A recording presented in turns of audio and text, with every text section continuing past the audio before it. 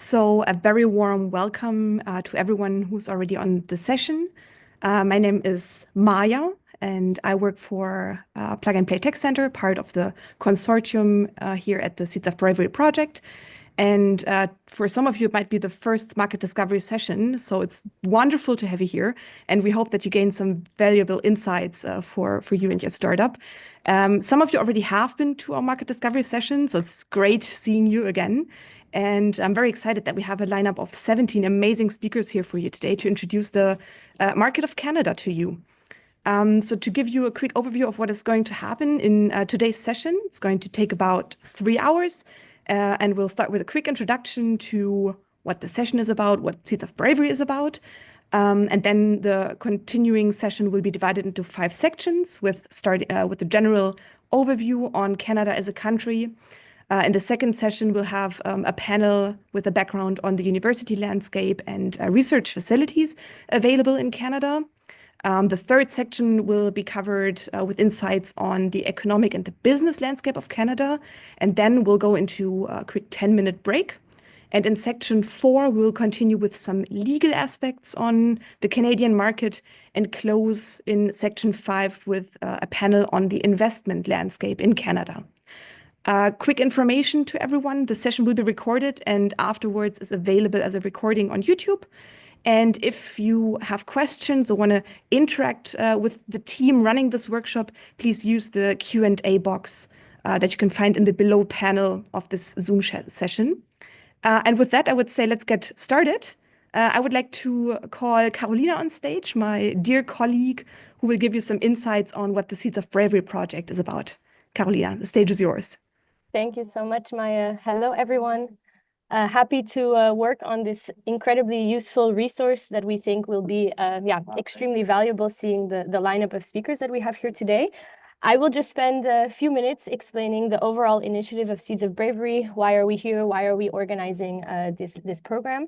If I could ask to go to the next slide, please. So many of you already know, but if you don't, Seeds of Bravery is a 20 million euro project funded by the European Innovation Council, specifically the European Innovation Council Small and Medium Enterprise Agency. And what we are doing here today is promoting the Ukrainian deep tech industry, stimulating matchmaking, bridges between Ukrainian startups, Ukrainian ventures, and Europe, the rest of the world, of course, today with an emphasis on Canada. So the ultimate aim of this project is to really bridge the gap between the support that the Ukrainian ecosystem is requiring right now and what other global innovation ecosystems can do. If you move on to the next slide, you can see, as we already mentioned, we are a consortium of 17 organizations spanning from all over Europe. We are tirelessly dedicating our time to the Ukrainian innovation ecosystem, and the diversity of this consortium allows us to present more opportunities for Ukrainian founders, for Ukrainian companies, regardless of where they are in the world right now. Next slide, please. An overview of the project programs to which some of you are probably already participating in now, or you will still have an opportunity to participate in. If you can see under the 20 million euros of this project, a 12 million euro allocation is reserved for non-refundable grants. This is grants that founders can apply for and receive under their participation in this program. We see this as an incredible life-changing opportunity, let's say, for the startup time that you are in right now.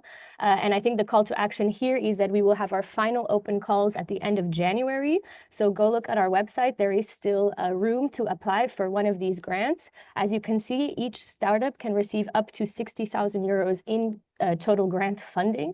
So don't miss on this opportunity if you haven't done so. There are a few final open call dates. This will be the final dates for application for the Seeds of Bravery program. Next slide, please. What you can expect from this program, of course, one of the great opportunities are the market discovery programs that we're working on right now. But next to that, you also get access to different types of support programs, both financial and non-financial support programs that can span anywhere between, deep tech incubation, deep tech acceleration programs, also support with EIC funding calls, market discovery, demo days, introductions and matchmakings with investors, accelerators, and potential customers, and more. The scope of Seeds of Bravery covers and supports the entire Ukrainian entrepreneurial spectrum, anywhere from university spin-offs to pre-seed, seed, or Series A startups. So there should be something available for every Ukrainian entrepreneur that would like to apply. So don't wait. If you have any questions, we are, of course, always here ready to support, and look forward to seeing what this session brings here today for those interested in the Canadian market. So thank you, everyone, and enjoy the session.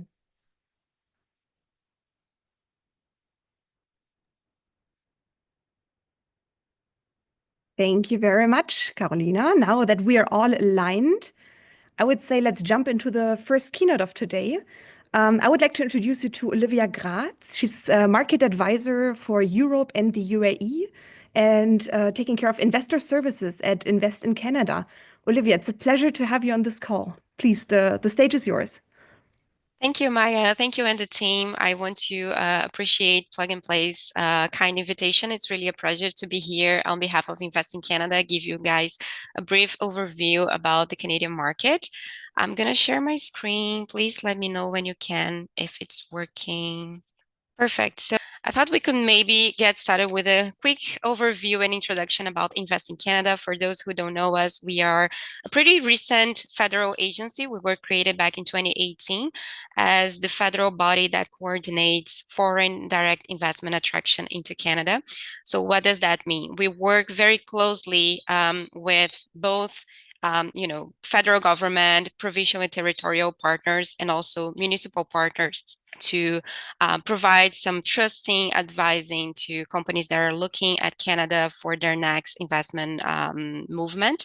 So my team, the investor services team, we are pretty focused on clients, and we engage with clients both in Europe, US, Asia Pacific, to kind of understand their expansion plans for Canada and help them navigate the ecosystem and understand who they need to reach out to and engage with to socialize their project and maybe help them accelerate their investment decision.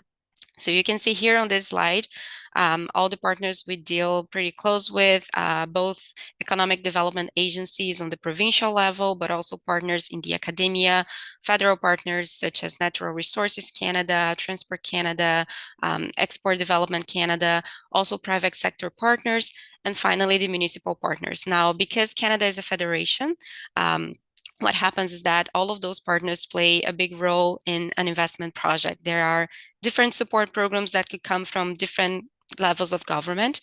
So for us, it's really important to be in touch with all of them and collaborate with them to provide seamless investment journey to our clients.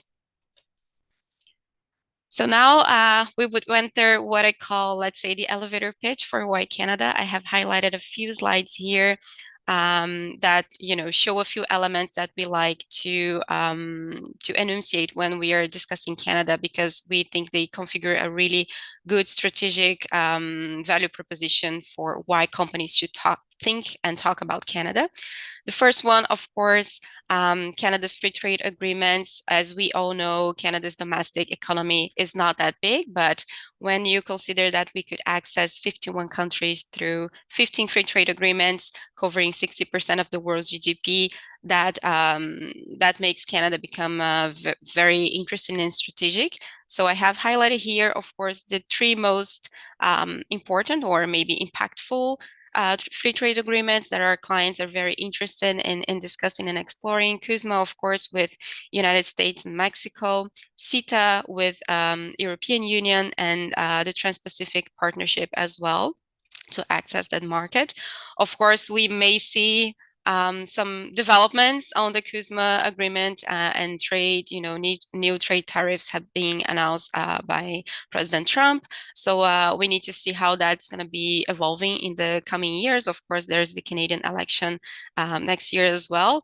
But I thought this could, be a good way to kick off the presentation. I know my colleague from Global Affairs would also touch a bit on this topic. So maybe I'll stop here with this brief overview and jump onto the next element.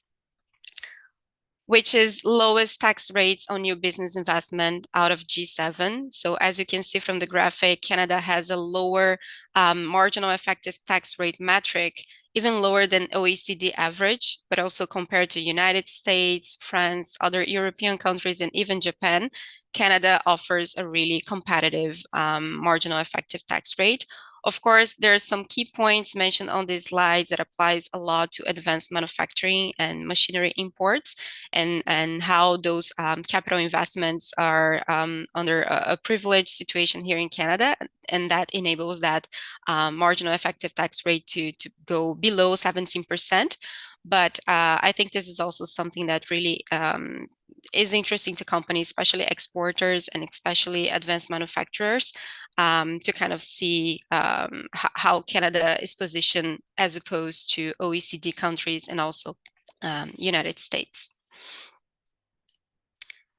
And one last highlight that I would say it's pretty much the big topic right now, it's energy transition, especially in Canada. I thought this could be a very interesting map to show how the energy grid is composed in Canada. As you can see, hydroelectricity sources are very abundant across all of the provinces, especially BC, Ontario, Quebec, and the Atlantic provinces. We have a lot of hydro energy available. We also have some wind and solar potential, mostly in the Atlantic provinces and Alberta, some biomass opportunities in the prairies as well. So you can see here in Manitoba, in Ontario, the blue lines. And of course, nuclear, we can see a little bit in Ontario and Quebec as well. So I think the most interesting thing that we've seen in recent years is that the government is very much committed to its decarbonization goals. As you may know, they have very bold and ambitious net zero emissions for 2030 and then 2050. So the commitment is really to try to decrease that 17.5% of fossil fuels energy sources as much as we can. And there's been a lot of progress in recent years, both on the federal and on the provincial side, to offer support to projects that are really looking to advance clean tech adoption, renewables, hydrogen projects, and anything related to energy transition. So that's where we see a lot of opportunities coming up, and most of them are very intertwined with technology. So that's why I thought it would be a good, this could be a good slide and some good information to share as well. Now, I want to be mindful of the time. I know this is just a quick introduction and my colleagues will cover some other topics, but I just wanted to give a brief overview about the tech market in Canada, where we've seen some opportunities in terms of regions and provinces and what kind of activities Canada has been developing in recent years, more specifically on the federal side, since we are a federal agency and we are more in touch with the federal policy and regulations for the tech sector.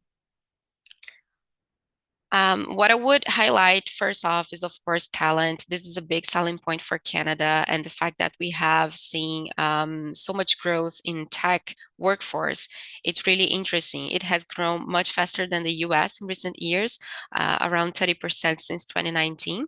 And that's, of course, thanks to Canada's educated skill force. As you can see on this slide, 62% of Canadian adults have a post-secondary degree.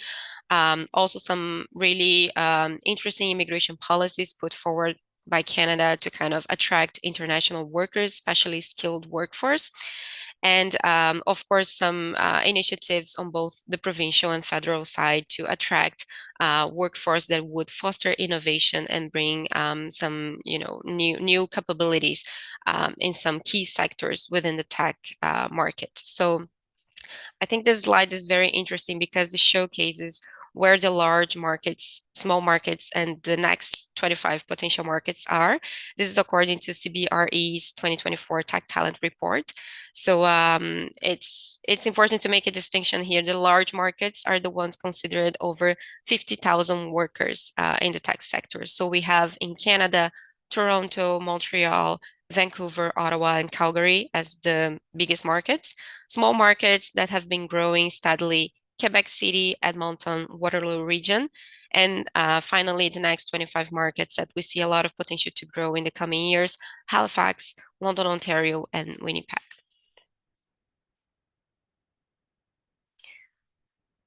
So now we enter in the key sectors that Canadian's tech market has been prioritizing in the recent years. So AI is, of course, the biggest one. We have a few slides on that topic because I think there's a lot to discuss. As you may know, in 2017, the government of Canada launched the first national AI strategy in the world, which was over $125 million for a pan-Canadian artificial intelligence strategy. So following that announcement, which was in 2017, we saw a series of different initiatives on the federal, provincial, even municipal levels to establish some ecosystems around the 3 national AI institutes. As you can see, we have AMI in Edmonton, Alberta, MILA in Montreal, Quebec, and the Vector Institute in Toronto, Ontario. And what we've seen is really an effort, an institutional effort to put together a series of initiatives, R&D labs, partnerships, collaborations with startups and multinationals, and also to attract some graduate students and postdoctoral fellows trained in those AI institutes. So I share some numbers here that might be interesting for you. Over 6,500 graduate students coming to connect themselves to those institutes. Over 200 students graduates annually from those 3 national institutes. More than 680 formal industry partnerships have been established with the AI institutes. 50 plus new AI R&D labs have been established, and there's been an effort to attract big multinationals to be part of those ecosystems. So we see Microsoft, Samsung, Google, so many other big players coming to establish themselves in Canada. But we also see some research collaborations that I thought it was really interesting. The 3 of these really are concentrated on the life sciences sector, which I think it's very interesting. We've seen the life sciences as a sector that has been growing in terms of interconnection with AI, and one of the biggest sector that Canada has seen AI application being utilized in a successful manner, being funded and finding a lot of traction with the local ecosystem. So I thought it would be interesting to highlight those 3 initiatives in research collaboration, both with the industry, so some startup players, and also the institutes, the AI institutes based in Canada, and how they have been fostering that relationship towards innovation and collaboration to strengthen the ecosystem. So this is an interesting slide with a few talking points about recent developments. As I mentioned, AI has been growing since 2017 when Canada deployed over 2 billion towards AI funding. And now we've had just announced in the federal budget 2024, which was announced earlier this year in March, they announced 2 more billions to be spent over the next 5 years to launch a new AI Compute Access Fund, and also the Canadian AI Sovereign Compute Strategy. And interesting enough as well, 200 million over the next 5 years to boost AI startups, to bring new technologies to the market and accelerate AI adoption in critical sectors. So of course, as I mentioned, we have a few key sectors that we've seen that are receiving more AI applications, and that's being very prioritized. It's being prioritized by both government, federal government, but also on the provincial level, trying to take advantage of the different regional strengths across the tech market. And we're going to see in a future slide that those strengths are really span out across Canada. And there are many interesting activities and initiatives taking place across all kinds of sectors: digital media, life sciences, agri-tech, decarbonization, carbon capture, and clean tech programs. So I think it's going to be interesting to see how these next 5 years are going to play out in the Canadian ecosystem, seeing that there's already been a lot of money deployed to renew that strategy and to really put forward a new AI strategy that strengthens the sector across the country. This is a few industry verticals that we've seen a lot of activities lately in terms of applying AI to those sectors. So advanced manufacturing, of course, to improve productivity and bring innovation to some processes. We see 3D printing, IoT, sensor and robotics, self-learning and monitoring manufacturing processes made more predictable and controllable. So there's been a lot of activities of all kinds applying AI to that sector. Auto tech, of course, as we know, Canada is also very committed to establishing a strategy towards EV supply chain sector in Canada and make it growth. So we've been trying to promote a lot of new industries associated to the auto market, but mostly on the EV sector and the whole supply chain that involves it. So we've seen a lot of AI apply that as well. And of course, as I mentioned before, life sciences. The healthcare vertical in Canada, accounts for over 20% of all AI-powered firms. So that's also really interesting to see how that sector is growing and adapting itself to really bring together some AI partnerships on the R&D sector and fostering innovation in biomanufacturing. Lastly, I would like to highlight clean tech sector in Canada and how it connects to the tech market as well, because as I mentioned, this is a big priority the government has set forward for its net zero emission goals for 2050. We've seen a lot of investment in terms of R&D support to bring those companies to Canada, especially playing with the strengths that Canada already shows across the region. So water technology is the big sector for us. Hydrogen and fuel cells, of course, we have lots of hydrogen projects happening right now in the Atlantic provinces.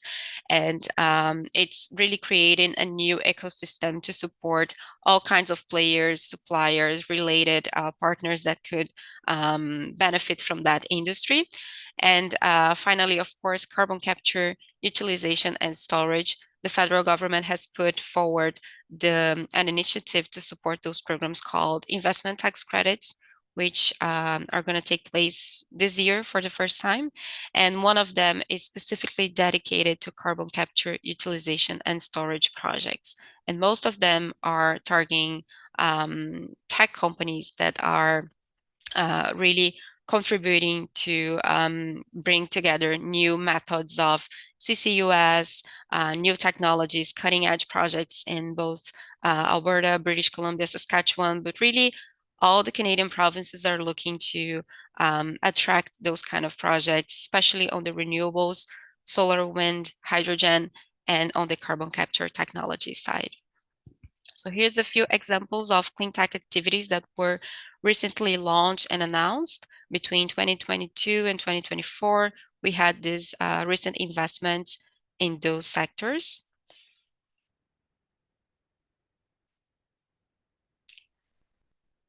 I think I mentioned before that we would arrive at a slide that pretty much covers Canada's strengths in terms of technology market and the different activities that are going on across different provinces. As you can see, Canada is a very diverse country, and we can definitely see some distinct capabilities across the sectors. So for example, Vancouver is a region that has a very strong market when it comes to animation, VFX, digital media, gaming. Both Vancouver and Montreal would be really the highlights of Canada when it comes to those industries, and we see a lot of tech projects related to that.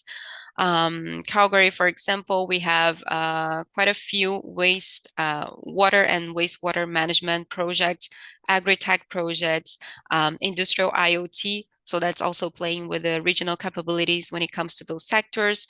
Saskatchewan, of course, being in the prairies, there's a lot of biofuels and other kind of feedstock available. So there's been a lot of investment in terms of agri-tech projects, bioinformatic, food technologies as well. So future food project and future food tech related projects. Winnipeg, cybersecurity, data centers, we can see a lot of that in Manitoba as well. Waterloo in Ontario, we see a lot of AI, big data, focus in cybersecurity and quantum physics, as well as in Toronto and Montreal. AI is definitely the big theme, but fintech as well, cybersecurity, digital media, mobile applications.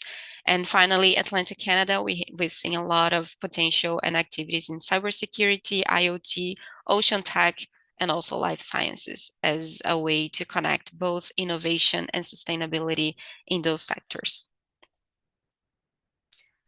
And building up on that, I wanted to highlight an initiative that I think it's very strategic, especially for startups that are coming to Canada and want to engage with the ecosystem and don't really know how to open those doors. So there's been a strategy put forward called Global Innovation Clusters. And what does it mean? That's a big fancy word, but what it means is that that's a physical space building an ecosystem that brings together startups, multinational companies, research institutes, academia partners, private and non-private sectors, government players, all bringing together these consortium-based projects to de-risk innovation investment by foreign companies. So the idea is really to foster innovation, foster a talent growth in those specific regions, taking advantage of the strengths that each province has. So as we saw before in the previous slide, digital technology is a big theme in BC. Digital media, VFX, animation. So they are taking that into consideration when building this global innovation cluster. And again, it's an initiative of almost $2 billion to build those world-class ecosystems to foster competitiveness and innovation. So we have digital technology cluster in BC, plant-based protein in the prairies, so Saskatchewan, Manitoba. We have the advanced manufacturing in Ontario that the idea is really to connect tech and manufacturing and drive the digital transformation in Canada. So there's been a lot of intersections between tech companies, small SMEs companies with big multinational manufacturing companies. AI for supply chain logistic in Quebec, taking advantage of the AI Institute Mila, of course, and ocean industries, which is a very specific capabilities that the Atlantic provinces have been growing recently in order to put forward some initiatives to make ocean economy in a sustainable, digital, and inclusive way. So those ecosystems are really a great way to connect with different partners, different funding programs, and different industry sectors to kind of bring together those investments, talent, and innovation into those specific capabilities. And finally, because I know maybe my time is coming to an end, but also I wanted to make sure I touch a bit on the R&D side of tech. I know that my colleagues in the next part will be touching upon the research capabilities and the academia ecosystem in Canada. So I thought I would mention this federal organization, MITEX. You might have heard of it before. They are a non-for-profit national research organization, and they're mandate is really to connect businesses and researchers. So the idea is really to contribute to Canada's growth in terms of R&D, innovation projects by connecting new companies that are trying to find the right talent across different sectors. They help you connect with that talent. The PhD researchers, even internships, they can facilitate that communication to you and find the right talent across all of Canada. They cover the country nationally. There's no a priority in terms of regions. And they can also provide some funding. So they have a fellowship program where they cover 50% of the fellowship costs for a 2-year program.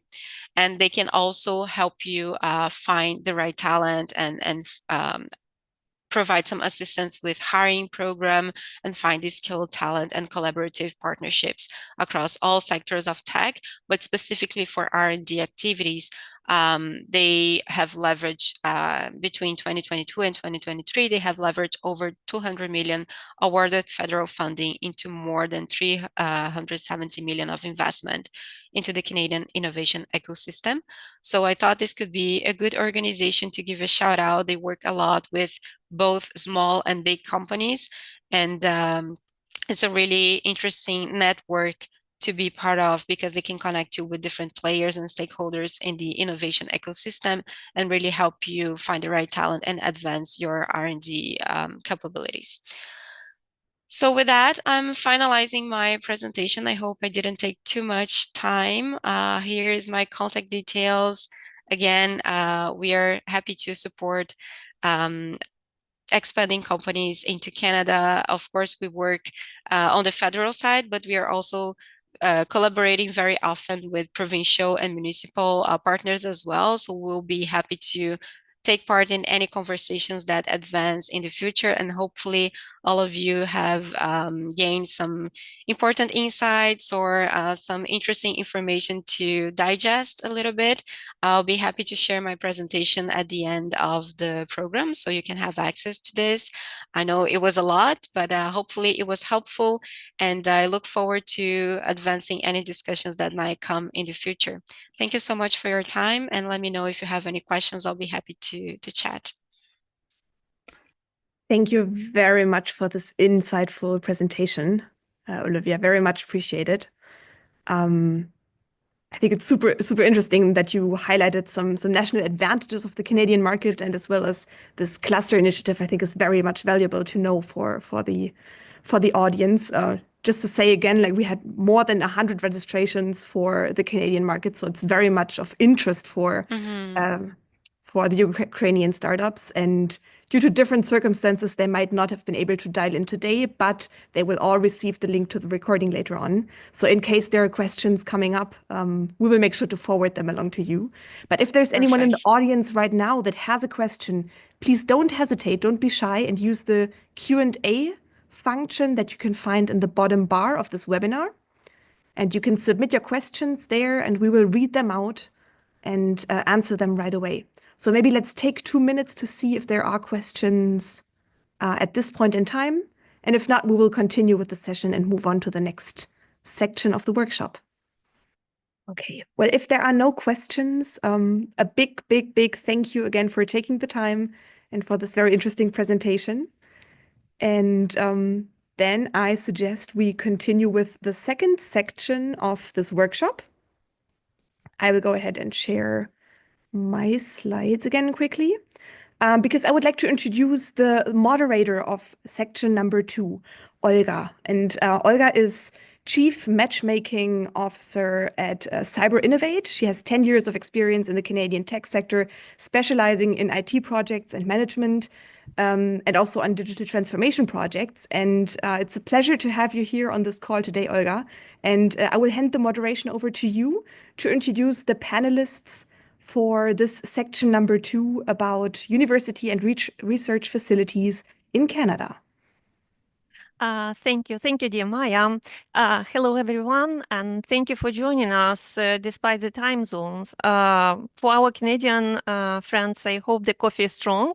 And for our European attendees, I trust the evening wind down is just as enjoyable. For those who are in between, well, you're right on time, and we are glad to have you with us. A big thank to our panelists for sharing their experience, expertise with us today to ask that introductions to be kept brief, around 5 minutes max, and so we can dive straight into discussions and maximize time for attendees' questions later. By staying on schedule, I'll ensure a lovely and insightful session for all.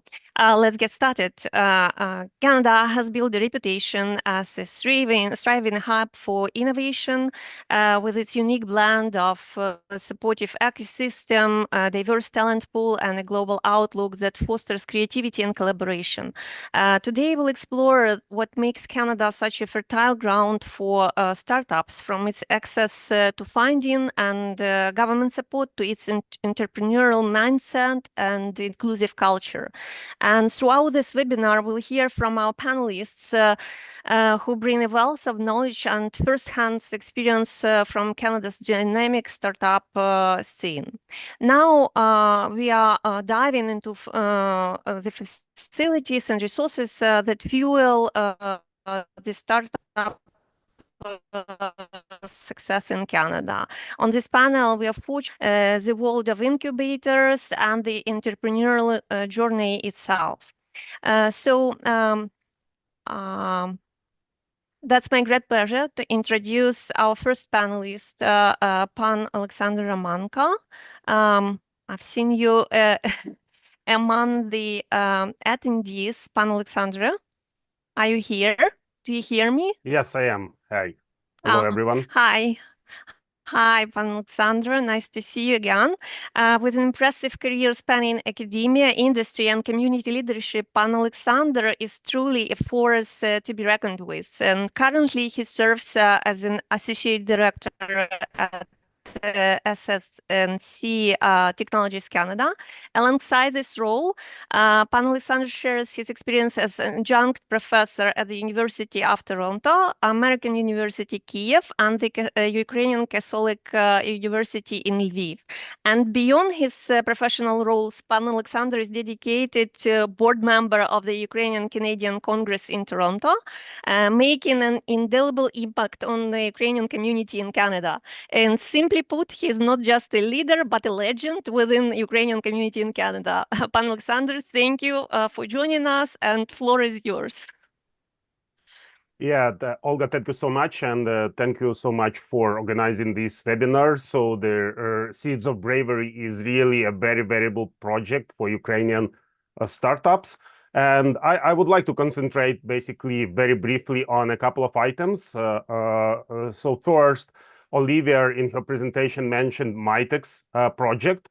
So Mitex is a Canadian organization that really invests in innovation through basically, if I describe it in one sentence, so Mitex, by funding research internships, is essentially a venture investment from the government of Canada into commercializing applied research. Also from provincial governments. And Ukraine is part of the Mitex program since 2018.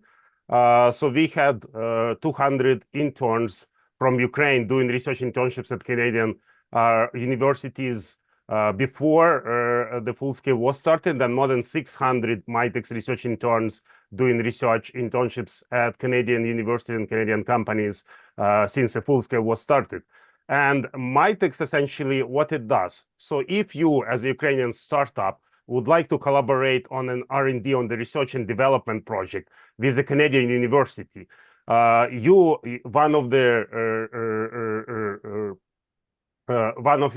member or more than one member of your team can do a research internship at a Canadian university, basically collaborating on developing your technology, your products, your services with Canadian professors at Canadian universities, with their labs. And essentially, those internships are fully funded for Ukraine by the government of Canada and provincial governments. So this is a huge opportunity for Ukrainian startups to basically develop their tech, innovate on the international markets, and commercialize those innovations in Canada and worldwide. And we really basically encourage you to explore this. I'll post the link to our Ukrainian website in the Q&A in the chat. And this is probably a primary vehicles for your startups, for Ukrainian startups to innovate in the Canadian market. And that's probably going to be my first point, and I'll stop here. So please take a look at the Mitex research internship programs for Ukraine and think how you can collaborate with Canadian academia and Canadian industry, because internships can be done not only at Canadian universities, but also at Canadian companies. And that's another vehicle for collaboration. So I'll stop there and basically encourage you to explore this opportunity. Дуже дякую. Thank you, Pan Alexandra, for that insightful deep dive. And to build on what you said, I'd like to explore. Can you share any significant trends or innovations in faculties facilities offered to startups in Canada, particularly in Toronto, based on your experience? Thank you. Definitely. I'm sure that Volodymyr and Denise will talk about the DMZ. But I'll mention, so at the University of Toronto, so we have more than, I believe, 7 accelerators, and probably the most known one is the Creative Destruction Lab. So I have seen that Seeds of Bravery has done a podcast with Mykola Maximenko, who is the CTO and co-founder of Haiku. That's a quantum computing startup, and they're incubating in the Creative Destruction Lab here at the University of Toronto. So I really encourage you to watch the Seeds of Bravery podcast with Mykola, so where he shares his experience as a Ukrainian co-founder to really accelerate and use the opportunities from the University of Toronto startup ecosystem. But of course, the ecosystem of the startup incubators and accelerators at Canadian universities is very, very rich. So as I said, at the University of Toronto, there are 7 of those across 3 campuses.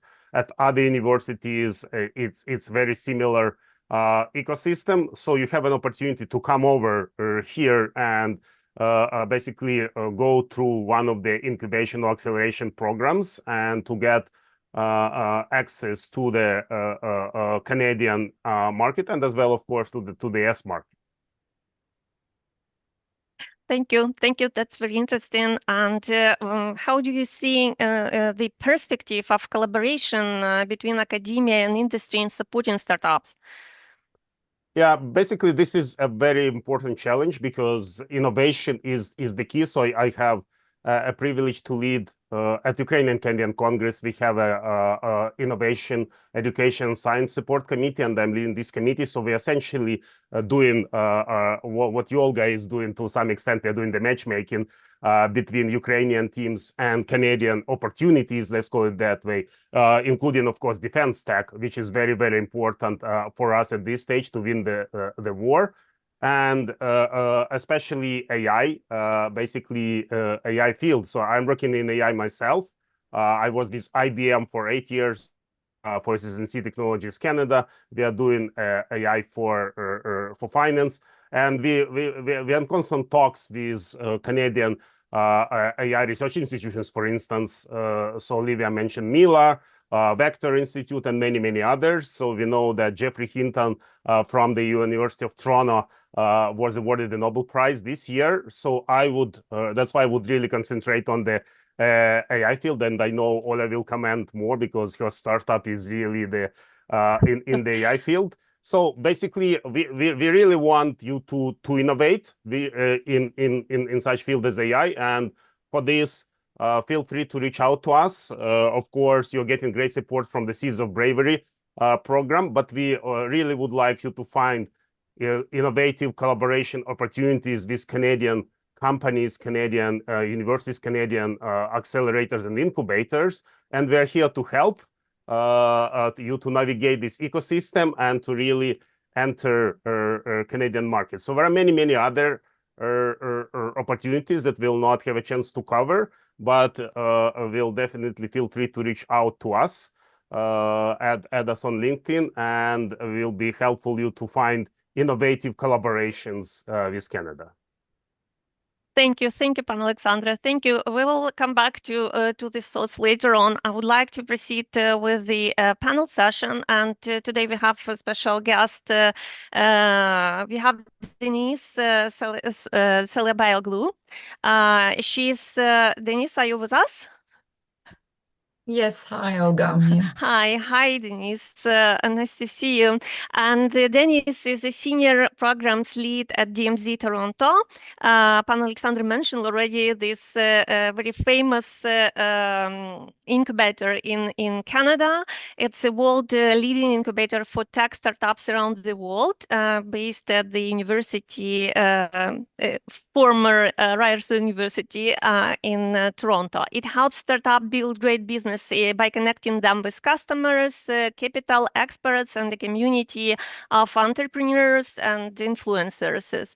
DMZ creates an environment where the startups can focus on scaling their businesses. And that's a pleasure to have you today, Denis. And please share your insights with attendees on what DMZ and how it can help to succeed in Canada. Floor is yours. Thank you. Thank you so much, Olga. First of all, I want to welcome everyone and thank you for this opportunity. It's a great pleasure and honor to be on this panel today with you. And also meeting with Alexander for the first time. It's a great pleasure. I haven't met Olia as well, but I know Vladimir very well. We got the chance to work together at DMZ, actually. So it's my pleasure. Thank you for having me. As Olga kindly mentioned, DMZ is the startup incubator of Toronto Metropolitan University. But from now on, we don't call ourselves an incubator because we're more of building ecosystems across the world. We do have offices around the world in Japan, Egypt, in Caribbean, a lot of places, New York.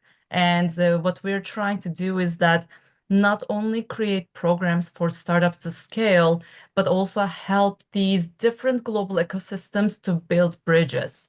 So that also actually works very much well and aligns with what Olivia was sharing previously. So this is a portion of my answer, how we are supporting Canadian startups is through these opportunities of networking and global expansion is one of them. But our initial starting point was building more acceleration and incubation programs for tech startups. I have to say, thanks to COVID, we also, as globally, we also have to adapt this virtual understanding of programming, which allowed us to bring more talent, more capacity, and engaging with more communities across the world. And we developed our programs accordingly that can be hybrid or virtual or in person. And we are supporting all stages of startups. From early stage ideation, we call those programs talent development, to even from the students, even high school students can be engaged in our programs in that level of programming that we have, to the scale-ups who are already in business for a couple of years, having a consistent, let's say, revenue, and they're trying to expand globally, or they have other visions of expansion. With that said, we do have a couple of unicorns in our history of now it's more than 10 years. We're approaching 15, I think, this summer. We have a couple of well-known Canadian companies. The Borrowell is one of them, if you're familiar with them. Ada is a software company that we're quite proud of. Kepler is in the space industry, and many more that we have. Yeah, this is basically the snapshot of what we provide for the startups.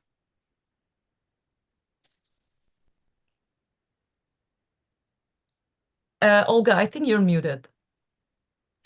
Sorry, yes, that sounds fantastic. Thank you, Denis. And what is unique challenges do Canadian startups facing, and how does DMZ helps address this? How you differentiate from the others hubs for innovation and startups? Yes, so there are a lot of challenges. There are global challenges that is not unique to Canada, but in my experience of 4 years of living in Canada, what I encountered is that most of the time startups has challenge in accessing to the capital and fundraising. So even though the funding opportunities exist in Canada, but they do face more of a risk-averse environment here. And of course, we do have a smaller venture capital ecosystem compared to the US. Another thing that comes to my mind is actually what I mentioned previously is scaling internationally. Canada is not in the heart of Europe that can be easily accessed by other countries, even in the Middle East or in Asia. So Canada is a little bit harder for geographically to expand globally, but it's easy for Canadian startups to expand to US. Easier, let's say easier, not easy, but easier. And talent acquisition is another thing, because we do receive a lot of immigrants each year to this country with high talent. And these immigrants, either they do, as Olivia was mentioning, actually, they do have their secondary educations, and they are easily get hired by big corporations, big firms in Canada.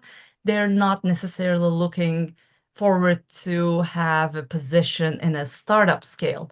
So that creates some difficulties for the startups here to access good talent. And also maybe the market awareness is another thing, because especially in Toronto, most of the communities are either newcomers or they have their own communities back in their country and they're now trying to build a life here.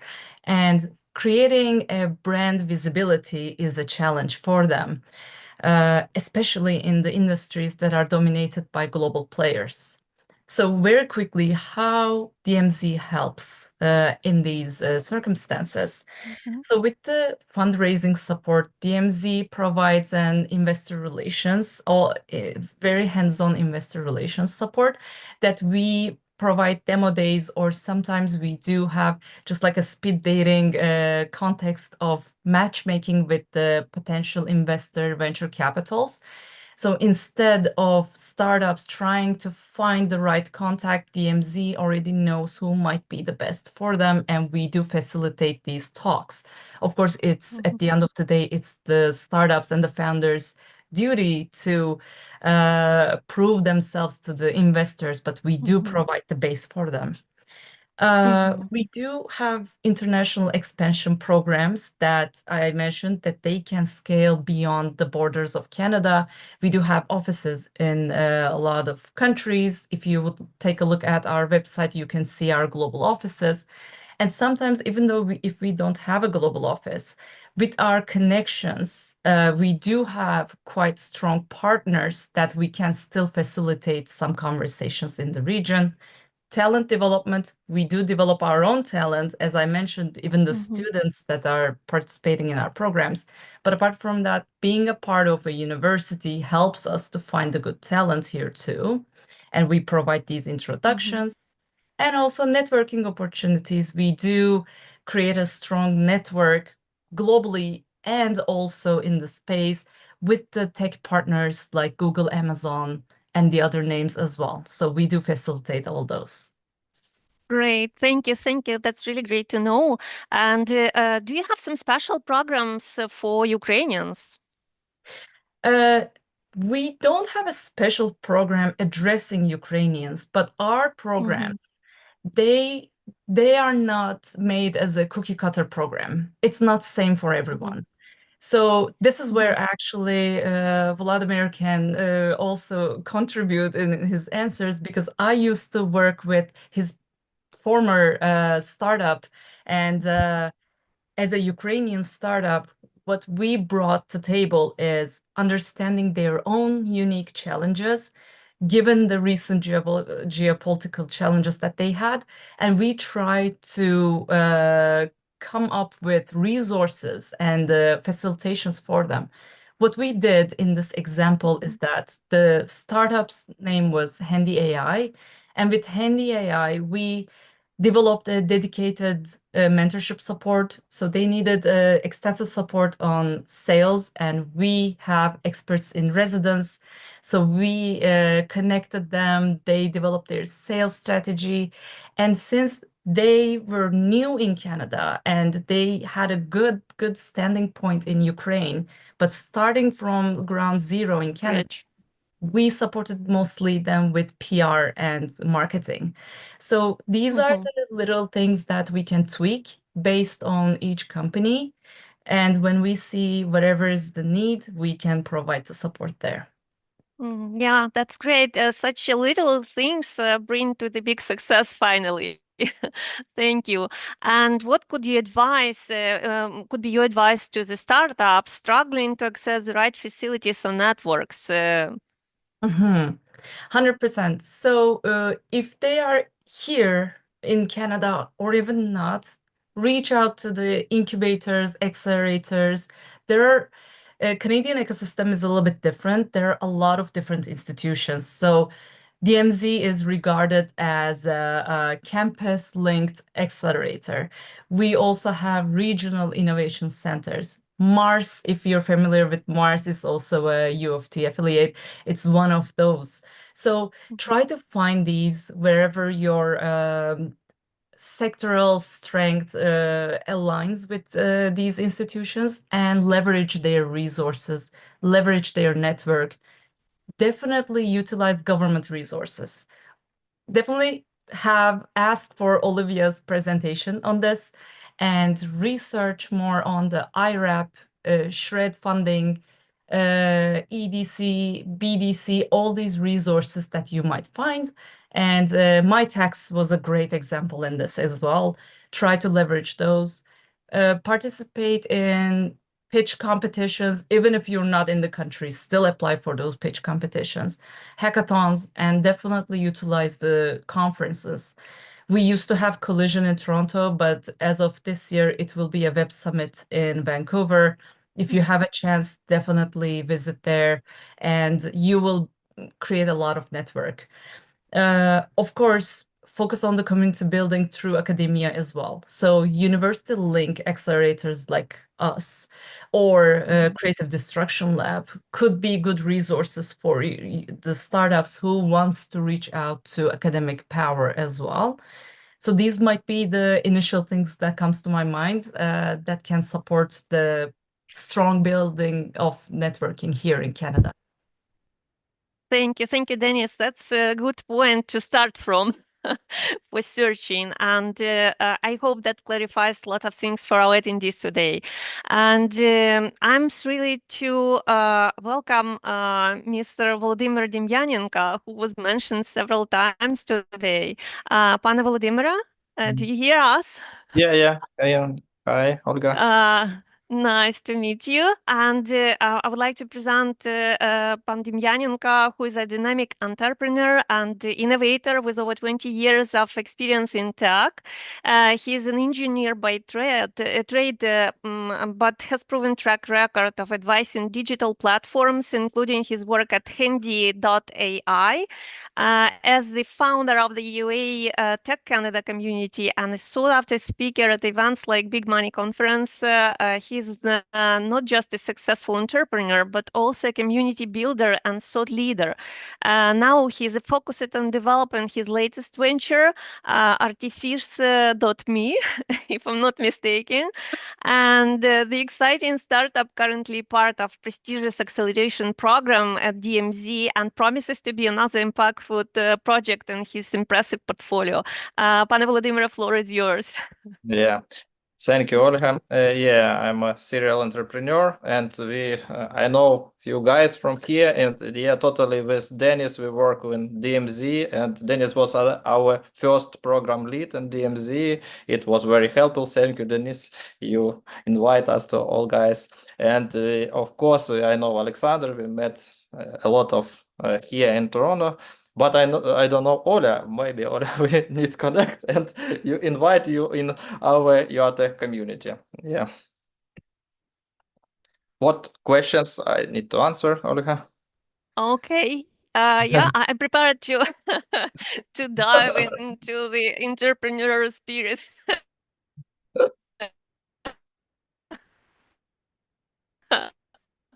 Okay, so I have what be interesting for our attendees. What inspired you to start your business, and how did the Canadian startup ecosystem support you?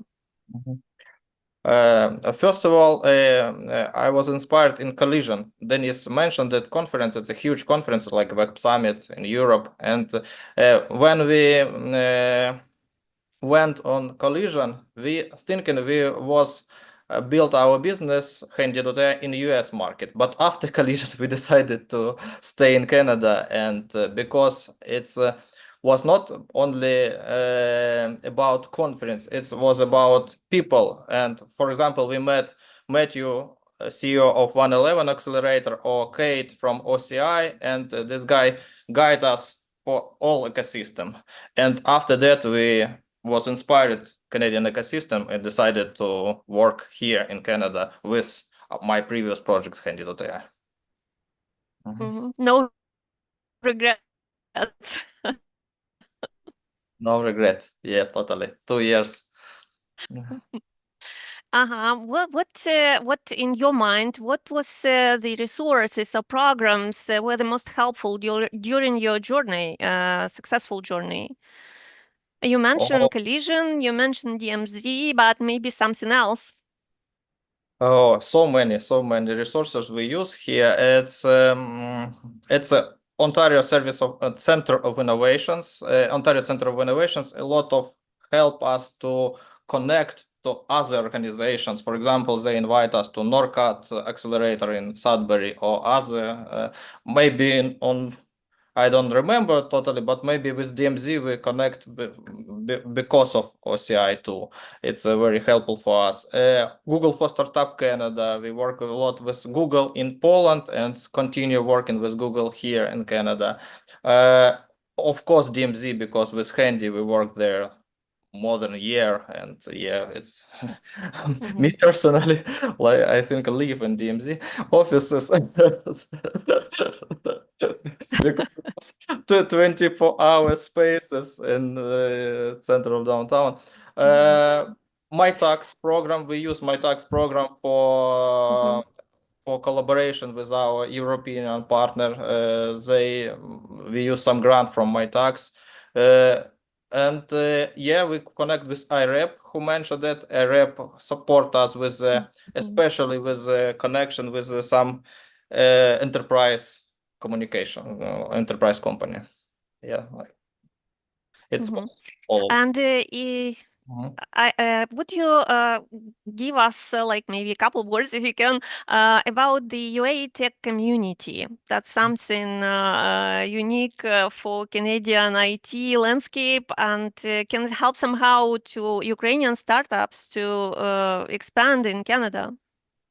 Yeah, when I 2 years ago, I met so many Ukrainian founders who relocated to Canada, but they have businesses in Ukraine or other country, and we had similar problems with immigrations, with some integration adaptations, and we decided to create like a community, like and name them UA Tech Canada. It's like a community for Ukrainian founders or Ukrainian root founders who live in Canada. And now we have 23 founders from 20 companies, more than 500 people who connect to community. And we have, this year, we had maybe 6 public events with different topics. And our main goal is like help each other to build a network, to give recommendations or solve some problem. It's like a horizontal national community, Ukrainian founders who help each other. And for example, we can help with connect to Canadian ecosystem. Like for example, Google for Startup Canada, one of our partner, and we can meet them, or DMZ, or Toronto Metropolitan University, and it's our community works like a connector to ecosystem, something like this for Ukrainian founders. Oh, that's great. That's great to know, and that's really useful information for those who are looking into Canadian market to explore and to start the activity there. So thank you, Pan Vladimir. Thank you for sharing this. And I'm thrilled to welcome Pani. Some word there. Yes, thank you so much for having me. I'm here, all good. Вітаю. Nice to meet you, Дякую. Ola. And Ola is the CEO of Banzai AI to our webinar today. And she's certified global professional in human resources with over a decade of expertise in HR strategy, learning and development, and diversity and inclusion. Harvard Business School alumni and founder of Transformers Academy. Pani Ola has pioneered innovative employee deployment development strategies, creating best in organizations worldwide. Beyond her professional achievements, Pani Ola is a passionate author and fearless adventurer and an advocate for using technology, particularly AI, to revolutionize employee education. Under her leadership, Banzai AI is the forefront of redefined corporate learning, creating a smarter and more adaptable workforce. Her journey is a true testament to relentless innovation and dedication, and empower individuals and organizations alike. Pani Ola, thank you for joining us, and we're excited to hear from you. Please take it away. Thank you, thank you. What an intro. Thank you so much. Well, it's a pleasure to be here, and I kind of come on a side of a founder in this case as well, and it's a great discussion to have. I'm very happy for webinars like this to take place and for more education on ecosystem.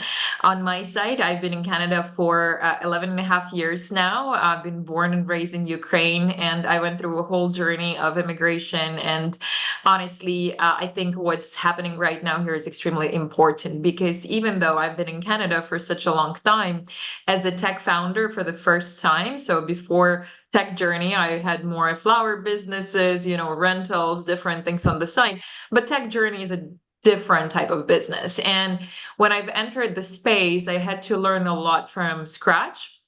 Still learning, and everything that been already mentioned here or something that been on my mind, I always would say, I wish I knew earlier, because if you would you would have an ability to take an advantage of it faster. And so I think here I would love to maybe summarize today or guide a little bit more as a founder, what really helped and what dragged my time away, and kind of how to really understand what countries want from you when they give you some support back. So yeah, thanks for having me. Thank you very much. And we have some questions for you. As a leader in EdTech and in HR innovation, what unique opportunities do you see for Ukrainian startups in industries like AI and employee development or upskilling in Canada? How would you describe that from your point of view? Yeah, it's a really good question. Opportunities are everywhere and always. I think it's actually interesting. I'm just about to finish the book called Scary Smart, and it's all about AI from an engineer who worked for Google and seen the previous stages. And he did actually mention in the book that doesn't matter where you are at this point, if you're in Ukraine or India, you have the same capabilities to become one of the top startups in the world. And the reason for that is because there is so many resources that now accessible that you don't have to go to Harvard to basically have the same knowledge. You do need to be consistent and work hard. And I think what the opportunities are for Ukrainians are so famous for very strong engineering talents in Ukraine. And so really, if you talk to anybody who's in the tech space, Ukrainians always will be top 3. No matter who you talk to. And I think that's the biggest advantage that we have with the obviously unfortunate circumstances that our country facing right now. We also in the position where people are more open to support. And that's true. So basically, if you have talent and you've been in the industry for a long time, the doors are a bit more open than before. Let's say it this way. The rest is on you as well, because of course, people still need to understand what exactly they're doing, why they're in the industry, what they're looking for. So it's not like you come in with your passport and you got everything ready. No, that's not how it works. But the reality is, for sure, it's definitely way more accessible, and then people awareness are much better about it now. No, thank you. That's a good point, really. Canada is recognized as one of the top global hubs for innovation and technology. And from your perspective, what makes Canada, and particularly Vancouver, as I know you're based in Vancouver, an attractive market for startups? And what are some key features of Vancouver's startup ecosystem that Ukrainian entrepreneurs should know about? This is a very packed question because I have a lot of answers to it. And Volodymyr, that's the reason why we probably haven't met yet. However, I've been in Toronto recently. That's how I met Alexander. So me personally, as an entrepreneur, I think out of those that I've met, I'm slightly different because I've never concentrated on one province, and I never concentrated on Canada only, because I always knew that I'm building global enterprise. And that really why I know a bit of ecosystem in every city, but I also spent a lot of time outside of Canada, thanks to Canadian support. So I think when it comes to Vancouver, our organization is registered in Vancouver. I'm usually between Vancouver and Montreal, and the three key cities in Canada. So what do you need to understand about Canada? Canada provinces operates a bit different than probably Ukrainian regions. So each province acts like a little country. So it's a country within a country, and where there is a Canadian objective, and then there is a provincial objective. And so you're gonna hear about some organizations more, or will not hear about them at all, depending on which province you're thinking to move or stay in. And that's great, because so the objective is Canadian government has different levels of support. They support export, which Canada makes a lot of profit, or basically the economy of Canada grows based on export. So that's why as like a government level initiatives, you're going to see initiatives that supports export. So those apply to everyone. So MyTax is one of them. IRAP has a lot. We worked a lot with Trade Commissioners Canada, which has been great for me for the trade shows. And then there is provincial government. So what do provincial governments want? So you always need to understand kind of a different side, right? So it's like a negotiation, give and take in a way. So provincial governments want to expand the talent pools. They want to change and improve the amount of not talent, but amount of employees, right? So employment. So they want to help with employment to people who are in that province. They want to help with ecosystem building in general. And so usually provincial governments often trying to either bring companies in the province or expand across Canada. So create basically those elements. And so in those cases, in BC, let's say, so in Vancouver, to your question, what's unique about Vancouver, we have an organization called Invest BC. And so this particular organization helps our company on top of the government programs. So Invest BC, for example, brought us to MWC Barcelona last year. They're bringing us again. They brought us to Paris for another trade show that was relevant for us. And so all of those trade shows have been massively helpful to bring the right clients to us. And so the great example, me too, my startup started in a way from Collision, like Volodymyr's, about what is it now, 2 years ago. So maybe we've been on the same doors. I came there knowing that I'm building and I'm daring as a female founder, not born in Canada, actually do startup that is tech, but I knew nothing about investors.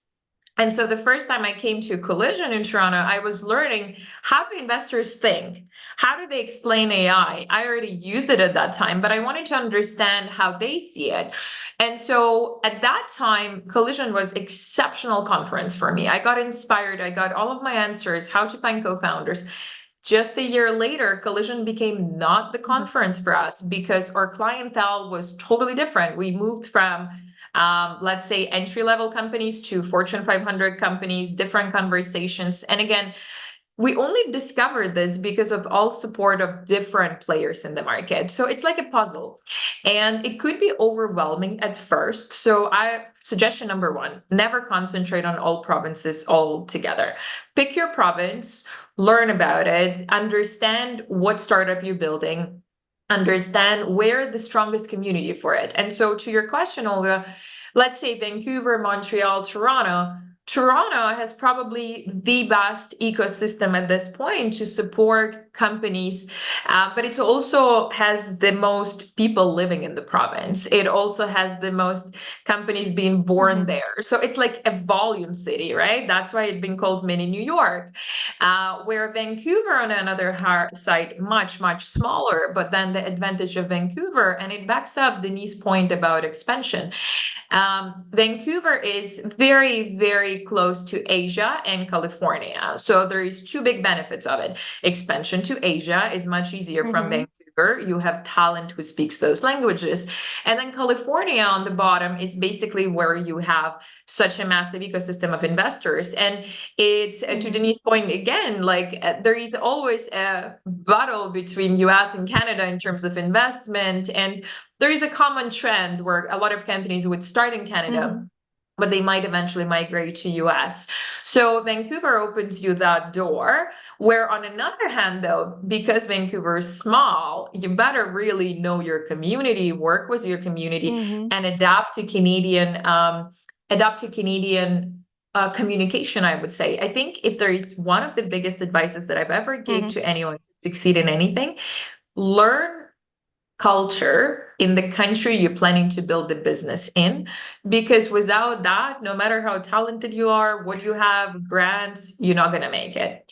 So very long answer, but there's a lot of questions. Thank you, Pani Oля. I have one more question regarding your Canadian government trade missions, where you presented FinTech and EdTech Asia based on your experience. So how can Ukrainian startups leverage Canadian resources such as grant, accelerators, and trade programs to scale effectively? But you mentioned already Collision. We know Collision, that's just for the beginning, for start, DMZ as well. Another point. So just maybe shortly, how you see that? Yeah, so I think what's important to understand, everything sounds pretty until you really read the requirements, right? And it doesn't mean it's ugly after. It means you really need to know where you're heading. So you cannot just come in from Ukraine and then get all of the government grants of Canada. It just doesn't work like that. So there are grants that are only eligible for Canadian citizens or Canadian permanent resident.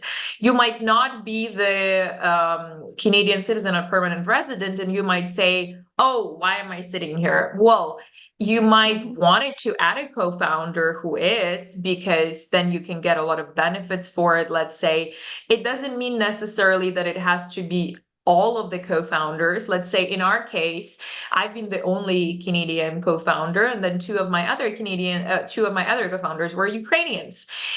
Yeah, some organizations fully supported us. In some cases, we were not able to get all of the benefits, but we got some. So let's say, again, it's super strategic in that case.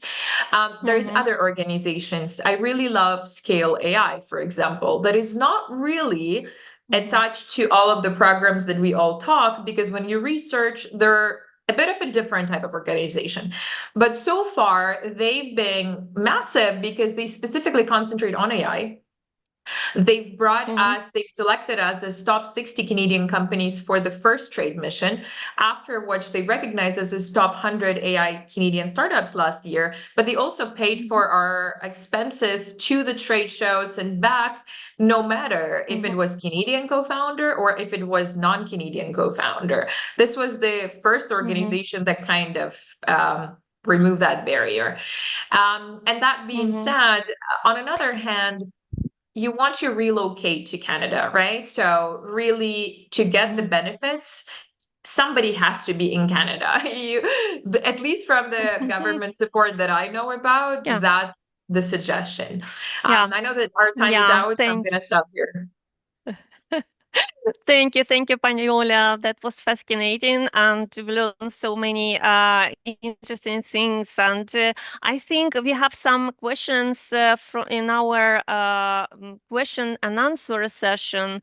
Please share details how to connect to UATax.ca and what connections of joining UATax.ca. I think that's a question to Pan Vladimir. We can share the contacts or of your organization and platform in our messages probably, or we can share it here. I don't know, Maya, could you help us, please? How can we share? How can we answer to the questions? We can do two things. So either we can read out the questions here, but looking at the time, I would actually like to wrap it up and move to the next session. Sure. And having said that, we can share the contact information of all the panelists in the wrap-up email later on, so that if there are any particular questions, the audience can reach out to you if that's okay for you. Or we can also moderate and distribute the questions directly and individually, whatever is preferred. We can go both ways. Okay, thank you. Thank you, Maya. I would like to wrap up the session, and I would like to thank all of our panelists for sharing their incredible insights today, and your perspective and real-world examples and your expertise and experience brought such inspiration to our discussion. And I hope today's session has sparked new ideas, inspired you to explore opportunities, and perhaps even reach out to collaborate with with each other. And once again, thank you to our panelists, to our audience, and everyone behind the scenes who made this event possible. And it's been a privilege to moderate this discussion. Have a wonderful day, and let's keep innovating. Thank you. Thank you. Thank you. Yeah. Also from my side, Olga, thank you very much for putting this great panel together, and thank you to all the panelists for the great energy and for the diverse perspectives on the Canadian landscape. Very, very insightful. Thank you very much for your time. And having said that, I would like to move on to section number 3 now. And I see Jacqueline already came on camera. I would like to introduce her quickly. She is she's Deputy Director, I'm sorry, at the Office of the Chief Economist at Global Affairs of Canada. And she will continue with section number 3 on the business and economic landscape. And Jacqueline, with that, I would like to hand over to you. Wonderful. And thanks so much to the previous panel. That was such a rich discussion. It was fantastic to hear about your experiences and challenges. And yeah, wow, it's hard for me to follow up on that. So I'm just going to share my screen. Yes, okay, you're not. So it's a good thing. Okay, so Dobry den, thanks so much for having me. It's really wonderful to be here.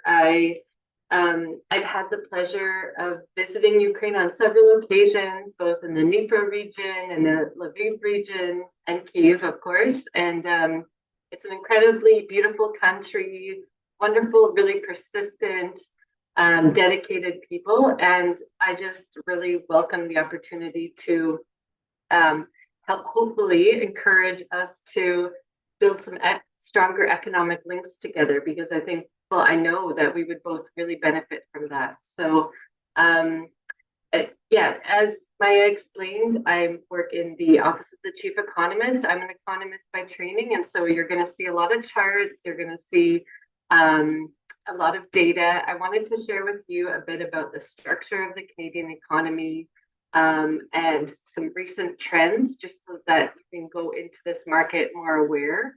I work at Global Affairs Canada, which is Canada's Foreign Affairs Ministry. And it was great to hear Olga in the previous panel mention the Trade Commissioner Service, because that is part of our organization, and I can talk a bit about it at the end if you like. So just to start off, Canada has been growing pretty strongly. So here's a chart with a bunch of different GDP for the G7. So Canada's part of the G7. We're actually G7 president next year. And so these are our peers, even though, along with Italy, we're the smaller ones in this team.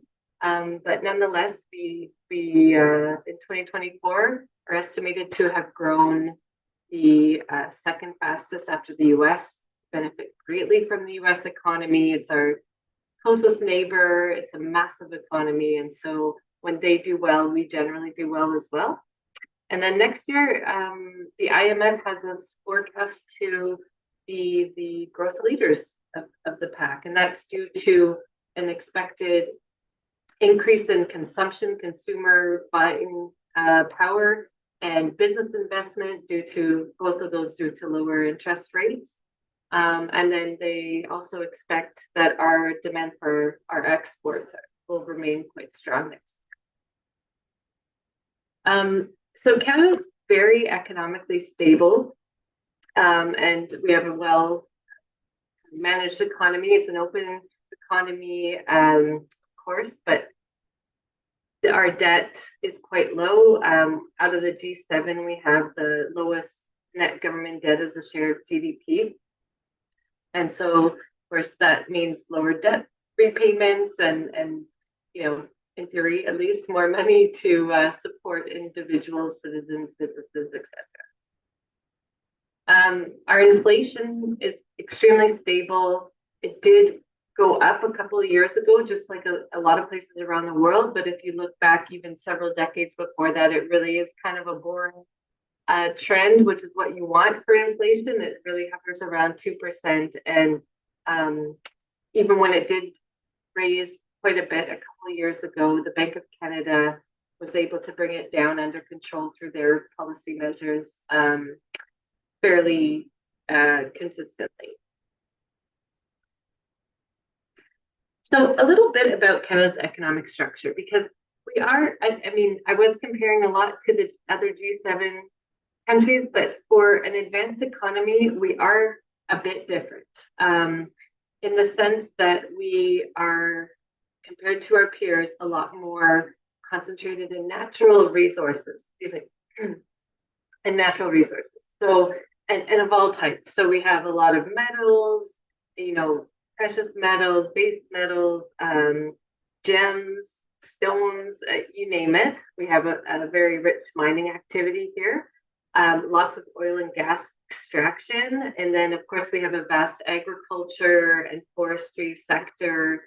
And I know we have the agriculture part very much in common with Ukraine and mining for that matter. On top of that, we do also have a diverse manufacturing base. Autos and parts is our kind of biggest manufacturing product. And for this industry, we're extremely integrated with the United States. There's a saying that a car passes our border 8 times during the production, before the car is completed. And so, there's parts, there's components passing back and forth. We're extremely integrated with the US in that sector. We also build planes, ships, trains, other transportation equipment, lots of food products. And then that last bullet there is just sort of a mix of everything to give you a sense of some of the other things that we also are huge manufacturers of. Services are, though, the cornerstone of our economy. So most people in Canada work in services, and this is a few different, there's many different types of services, but finance and insurance tends to be an area where we have a lot of activity. We have Canadian banks throughout Central and South America and the US, and insurance companies and affiliates in the US and Asia. And so this is a big sector for us. And then professional and scientific services, as the previous panelists mentioned, there's a lot of activities at universities here, a lot of research being done. But as Denise mentioned, unfortunately, a lot of that innovation does get commercialized in the United States. It's pretty hard to compete with just the amount of venture capital and other kind of financing sources that they have there, although it's not without significant exception that we do have, you know, companies are able to commercialize here, of course. And so there's a lot of innovations going on there. This chart just puts some data to some of what I just said. So I kind of separated our economy by goods and services. So on the goods side, manufacturing is the biggest sector, and then we have a lot of construction and other natural resources.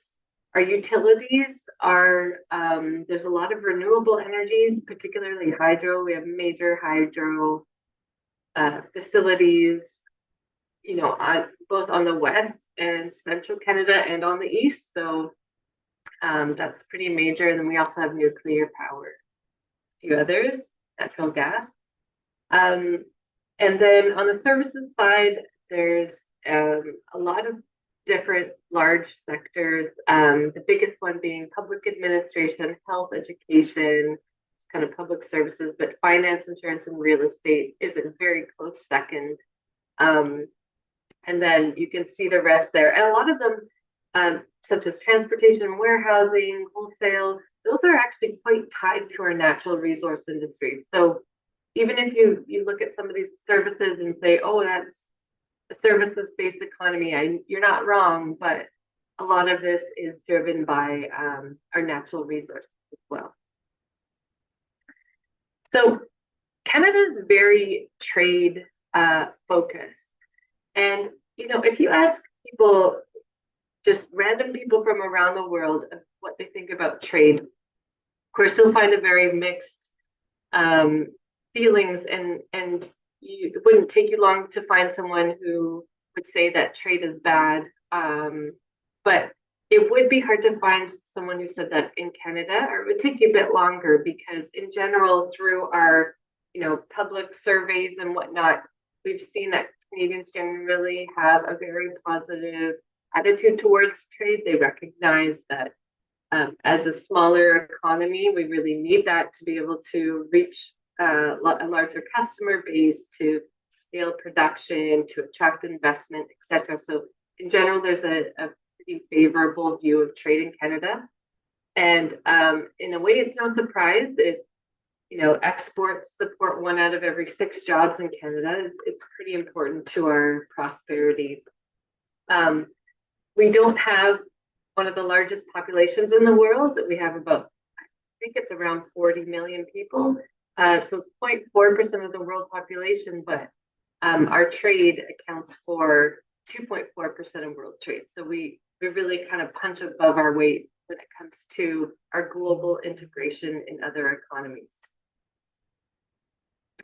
And my colleague at Invest in Canada this morning spoke about this, so I don't want to go into too much detail, but I just want to point out that Canada has free trade agreements with 51 countries around the world. And these are major countries, many of them are major countries, you know, the US, Mexico under CUSMA, or the USMCA, as some would call it, the European Union, a bunch of countries in Asia, South America, Middle East, and other countries in Europe, including Ukraine, of course. And so this really gives us a wide reach. And we have several free trade agreements under negotiation right now. So like I said, we're a very trade-focused economy. We really prioritize this. And so we put a lot of effort into making trade free and lowering obstacles that stand in the way of companies wanting to buy and sell internationally. So in terms of trends, this is Canada's goods and services imports and exports over the last couple of years, 3 years. On the goods side, things have really, you know, we had the post-pandemic recovery, and then things have been pretty stable. This is something that you will also see globally or in other countries as well. So this isn't necessarily particular to Canada. There's been a lot of challenges over the last few years in the global economy. And so at least it's fairly stable. On the services side, it just continues to expand. We've recovered now past the pandemic-related reduction. So now we're past where we were pre-pandemic, and it just seems to keep going. So there's a lot of strength in our services trade. This chart is here really just to give me an excuse to talk about some of the countries that we do trade with, although it does show, the recent trend, the first 10 months of 2024, what happened. So the US is, of course, our biggest trade partner. They account for 72% of our exports and about 62% of our imports. And there's no kind of getting around that. It's an opportunity that's right there in front of us. But of course, we also export with and import from many, many countries around the world. These are some of the bigger ones. So European Union, China, United Kingdom, and our exports to the United Kingdom have really skyrocketed this last year. A lot of this is due to gold. And then we have a few other bright spots, particularly South Korea and India, where both our imports and exports have grown over the last year. Okay, so this slide is about the types of things that we export. So this is just the value. This is our biggest export in the last over the last 10 months.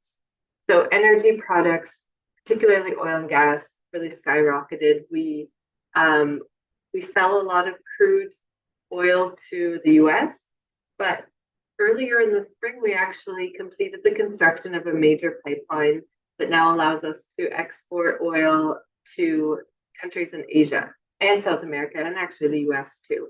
And so that has really been a boost to our exports of energy. Commercial services is number two. Commercial services, all kinds of things, ranging from digital to consulting to management, any kind of professional service. And then, of course, metals and mineral products, those really took off. Some of the prices are high. And then you'll always see motor vehicles and parts. It's one of our major industries and of course, one of our major exports. In terms of what has grown over the last year, the fastest growth, travel services.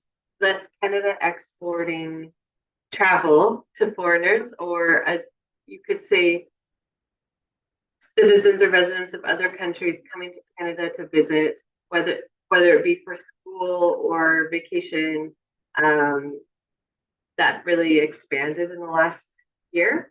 And then metals and minerals, you'll see aircraft and transportation, and a few other things.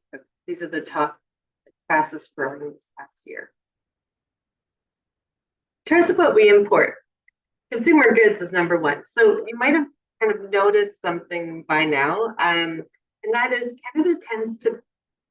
Canadian economic production tends to be closer to the extractive and natural resource sectors. So in that sense, we're quite upstream compared to other countries. And that means that when we import, we're importing downstream or more finished products, including consumer goods. Motor vehicles and parts also show up here. And again, this gets back to the story I was telling you where vehicles and parts, they just cross our border many, many, many times with the US. So they're always high on our imports and our exports. And then, commercial services, and you can see the rest. A lot of equipment and electronics are things that we import. So a lot of our natural resource industries are very productive, extremely productive. So, being one of the only G7 or perhaps the only G7 country that really has a natural resource foundation to our economy. Labor isn't cheap in Canada. And so if you are operating a firm in that industry, you want to use tech. You want to use equipment and technologies to be as productive as you can. And so if you go to mines, to farms, you'll see a lot of technology incorporated. And we import a lot, and we also develop a lot of it here in Canada. So just a few notes on foreign controlled multinationals and our links when it comes to investment with the world. There aren't very many, like in number of foreign controlled multinationals in Canada. There's 18,000. I mean, as a share, it's a small share, but they really do benefit our economy in so many different ways. They generate a lot of jobs, a lot of investment, a lot of research and development activity comes from these foreign-owned multinationals, and they of course are extremely linked globally and boost our trade. We do well at attracting investment, and also we invest a lot in other countries, and this has continued to grow even at a time when a lot of countries have struggled to attract investment or to find outward investment. So this is the stock of investment in Canada and abroad.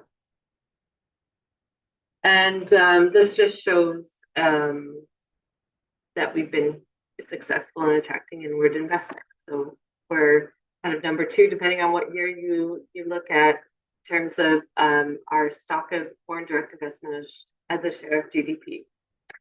So I know we're getting, I'm probably competing with some lunch and some dinner, depending on what part of the world you're in. So here's a bit of a summary. I just want you to take away that, you know, it is a very stable economy, well managed. There's a lot of opportunities here, especially given how connected we are to other countries. And I'll just end by saying, if you wanted to read more about our analysis, you can visit our website. We publish monthly reports, quarterly reports, just on the economic and trade situation in Canada. We also have some more in-depth studies that you can find if you're interested. And if you go to that QR code too, you can probably navigate your way to the Trade Commissioner service. If that's a service you're interested in, it's service offered to Canadian businesses who are looking to expand internationally. So if that's you, then I encourage you to check it out. Thank you. Wonderful. Thank you very much for this interesting presentation, Jacqueline. Let's see if there are any questions from the audience. Please use the Q&A function of the Zoom webinar to submit your questions. And looking at the time, we most likely will forward those questions to Jacqueline after the session and have them responded individually. Because did I hear something? No, I guess I didn't. We'll go on a quick 10-minute break now, and we'll continue 6:55 Eastern European time zone, 5:55 Central European time zone, and then 9:55 Mountain Standard Time with section number 4, a deep dive into legal aspects of incorporating your business in Canada. Jacqueline, once again, thank you very much for all the details in your presentation and for taking the time to contribute to today's session. My pleasure. Thank you for having me. Great. All right. And then see everyone back in just a couple of minutes. So I would like to welcome everyone back from the coffee break, the bio break, or a short walk to the window to get some fresh air. We are here at the Market Discovery Workshop for Canada in the frame of the Seeds of Bravery project. A quick reminder to everyone, the session is going to be recorded and made available for everyone who registered their interest in this workshop. And for interaction with the speakers or to raise your questions, please use the Q&A function in the bottom toolbar of this Zoom webinar. And your questions will be read out after the speaker slots. if we have the time so that you can get your answers right in the session. And if we go over time, we will make sure to forward these questions to the speakers later on so that you will get your answers individually. So next up, we have the legal session, section number 4 of this workshop. And I would like to welcome 3 colleagues of DLA Piper that are here with us today to share their knowledge and expertise on how to incorporate a business in Canada, as well as sharing advice on IP topics as well as tax topics. And with that being said, I would like to hand over for the first 10 minutes to Christopher, who is presenting some insights on how to cooperate a business. And Christopher, please go ahead and take over the floor. Thanks so much, Maya. Hi, everyone. My name is Chris. I'm an senior associate at DLA Piper, based out of Toronto, Canada. I specialize generally in corporate and securities law with a particular emphasis on startups. So I will take off the first 10 minutes just talking generally about corporate law and how it relates to startups in Canada. And my colleague Prince just has our slide up now. So Prince, I think we can go next slide. So I think you would have seen this slide possibly from colleagues from other jurisdictions, but generally, as you may know, DLA Piper is a very large global law firm.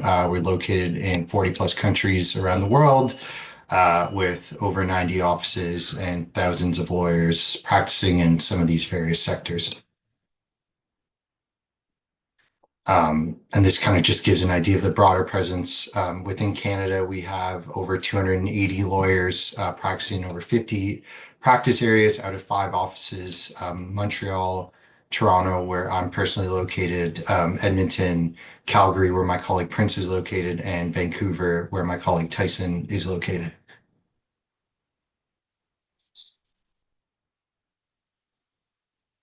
So corporate law in Canada.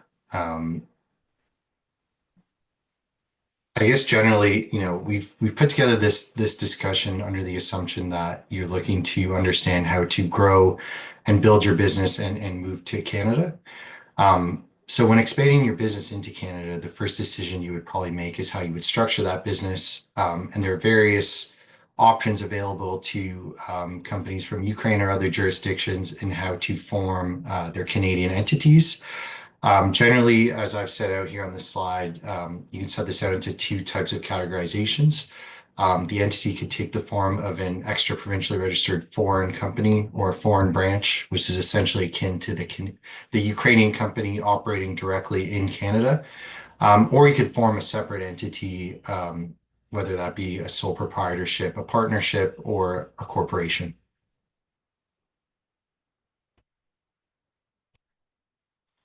So as mentioned, one option that we do commonly see used by foreign companies is to simply just apply for an extra provincial license to carry on business in Canada.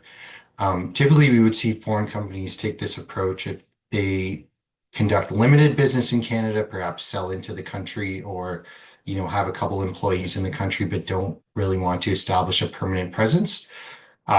It's very simple, cost-effective solution in that regard. You simply just apply for an extra provincial license in the province in which you're operating. You pay a small fee, and then you could continue conducting business in Canada. There are no requirements in terms of governance, given that you would still be governed under your Ukrainian company law. So for instance, there's no need to have Canadian residence directors.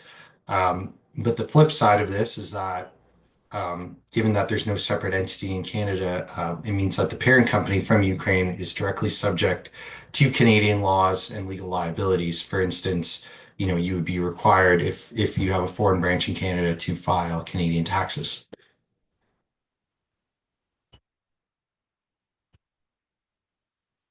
Prince, next slide. Oh, one back, sorry, yeah. And then as mentioned, another option is to form a separate Canadian entity altogether. So there are 3 types of entities that you would typically see formed in Canada to conduct business. The first is a sole proprietorship, which is essentially an unincorporated business that's owned by one individual. It's not registered. You don't make any filings. But the unfortunate side of this is that, there's unlimited personal liability because you're essentially carrying on business in your own name. Not very common for foreign companies to come in and operate through a sole proprietorship. The second option is a partnership. And a partnership is simply a relationship under our common law between two or more parties that join together and carry on a business. I have seen this happen from time to time where, European companies may want to test the market in Canada and find it easier to come in and form a partnership or a joint venture with a Canadian company as opposed to coming in fresh and starting their own subsidiary in Canada alone. So it does happen sometimes, and it's certainly an option. And the third and possibly most common option is to form a separate and distinct legal corporation in Canada with limited liability. And I've set forth an example below. SoftServe, a large Ukrainian IT company, operates in Canada through a Canadian subsidiary called SoftServe Development Inc., which it formed in Ontario, the province where I live. So just to give a brief overview on kind of Ontario and Canadian corporations, as a general rule, corporations in Canada have limited liability, and claims made against those corporations do not extend to the parent company. So if you were to form a Canadian subsidiary, your subsidiary would be insulated in that respect. In terms of general organization, subsidiaries are owned by shareholders. So it could be a Ukrainian company with 100% ownership, or it could be split ownership amongst a Ukrainian company and some other shareholders. Like most common law jurisdictions, they're managed by directors that are appointed by the shareholders and officers that are appointed by the directors. As previously mentioned, the Canadian subsidiary would be subject, obviously, to Canadian laws. But in a way, this is helpful to the Ukrainian company because the Ukrainian company wouldn't have to file tax returns in Canada, for instance. It would only be the Canadian company that would have to do so. And the application of Canadian laws to this company will make conducting business in Canada generally more simpler. It's easier to obtain regulatory approvals if you're a Canadian incorporated company, to obtain loans and other financing, to raise capital, and sometimes even to enter into contracts with other Canadian companies, because it would provide comfort, to potential employees or banks or counterparties to contracts that they're actually contracting with an entity that has somewhat of a personal presence in Canada, a permanent presence in Canada, and can be sued in Canadian courts.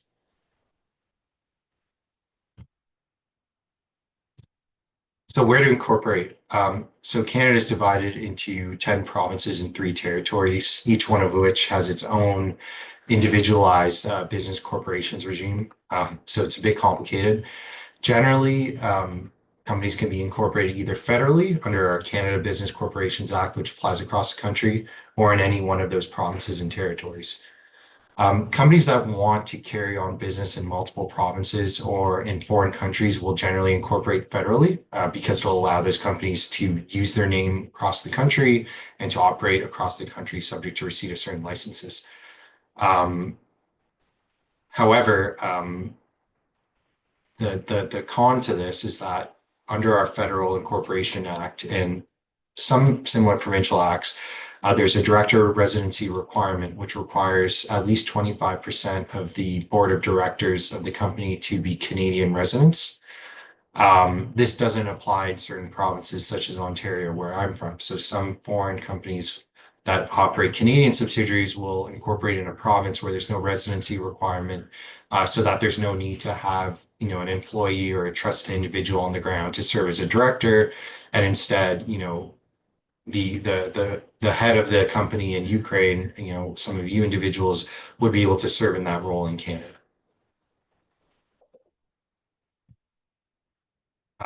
So how to set up a company, kind of like other jurisdictions, in order to incorporate federally or any province or territory, you have to submit articles of incorporation and run a name search report.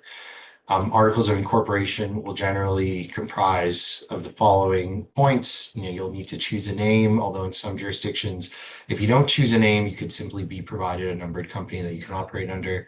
You'll need a registered office address in the jurisdiction where you incorporate. It cannot be a post office box. Law firms tend to act as this in Canada for foreign companies who don't have a permanent presence in Canada. You'll also need to appoint a first director or directors and an incorporator akin to a first shareholder. And we'll need to set out how we structure the share capital and certain share provisions.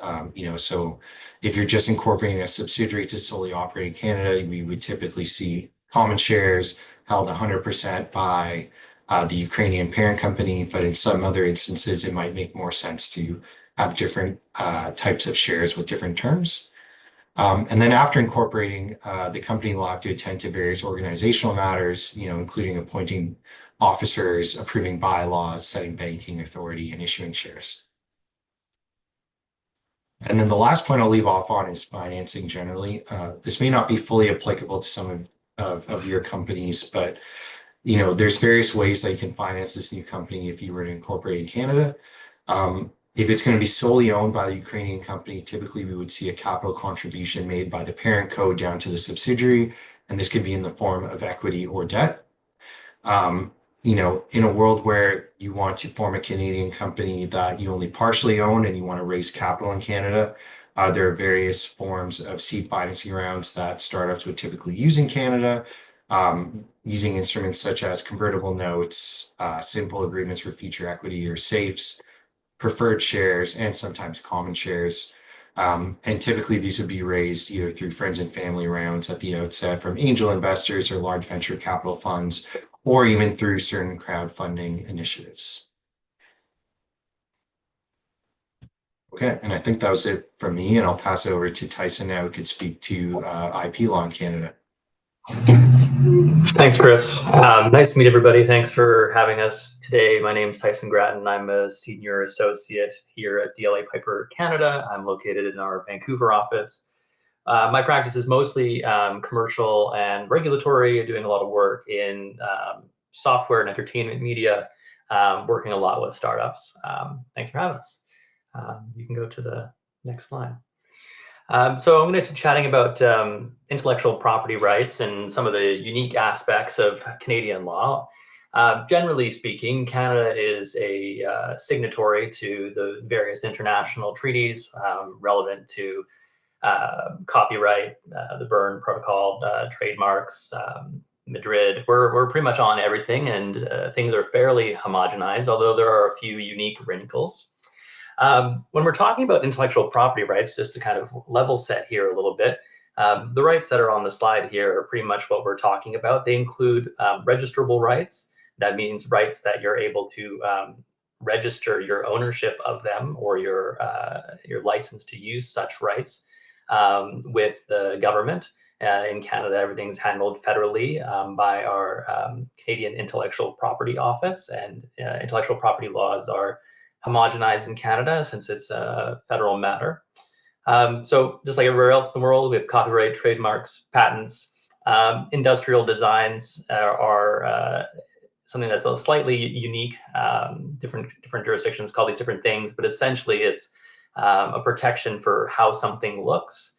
For example, the shape of AirPods, or for perhaps the shape of a particular design of an object. It has nothing to do with the function of the object or product. That's where patents are involved.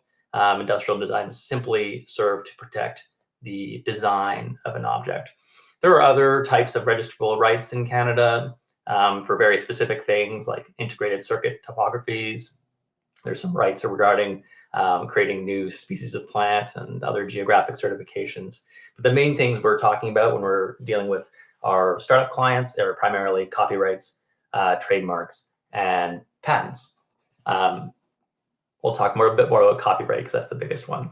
The other ones I want to make sure are still on everybody's radar are the non-registrable rights, which certainly form part of intellectual property rights. That includes confidential information, which is merely any information which is not publicly available, whether it's valuable or not. Trade secrets, which are essentially commercially valuable confidential information. And know-how, which may or may not be confidential, but it's essentially knowledge or skills that someone has that provides an advantage to the person using them. So the reason why I bring up these other three non-registrable rights is that Canada doesn't have any legislation regarding the protection of confidential information, trade secrets, or know-how. So it really comes down to what protections that you put into your commercial agreements, your contracts, regarding the protection of these rights, and the practical steps that you take to protect your confidential information, trade secrets, and know-how are very important. There are common law. Canada is a common law jurisdiction, not a civil law jurisdiction, so similar to the UK or the United States. And in that, we've developed a body of case law regarding the protection of confidential information and trade secrets and know-how, but there are no statutes in Canada regarding the protection of these rights. All right, you can move on. So I wanted to talk a bit about copyright because it's the one that comes up the most, and I think it's the one where people have a bit more confusion over.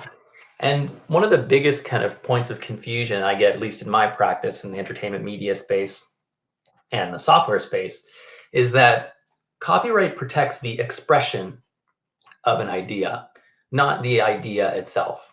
And I'll give an example. Someone doesn't own the idea of a soccer video game or a football video game, to use the European words.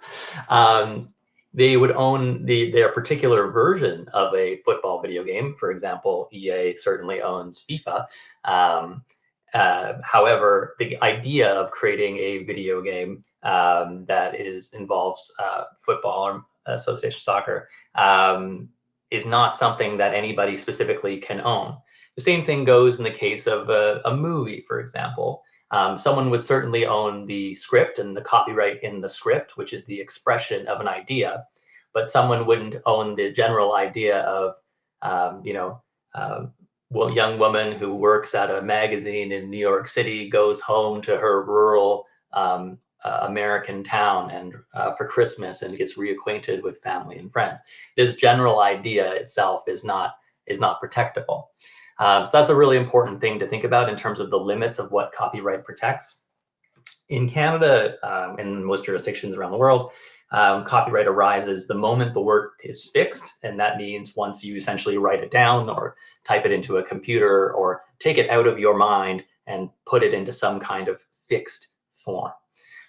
Registration is not required in Canada. As I mentioned, it happens immediately once you fix the work, but it is recommended. It does confer some additional rights.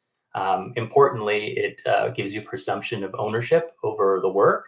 It's also placed in the registrar, so you're putting everybody else on notice that you own you own the copyright into that work, which allows you in turn to increase the types of damages and value of the damages that you're able to get in the event of infringement, and it can help speed along the process a little bit in terms of litigation. As in most jurisdictions now, it's life of the author plus 70 years for copyright. And one of the big elements that's different between at least Canada and the United States, I think Canada is a bit similar to Europe in this way, is that we don't have a concept of work made for hire in Canada. That means that the person, the individual flesh and blood human being, not an AI, which could be a whole other topic, that creates the work is the original author. Now, depending on their relationship between the service provider or employee-employer, who is the first owner may vary. The presumption, generally speaking, is that if you're in an employment relationship, the first owner of the copyright will be the employer.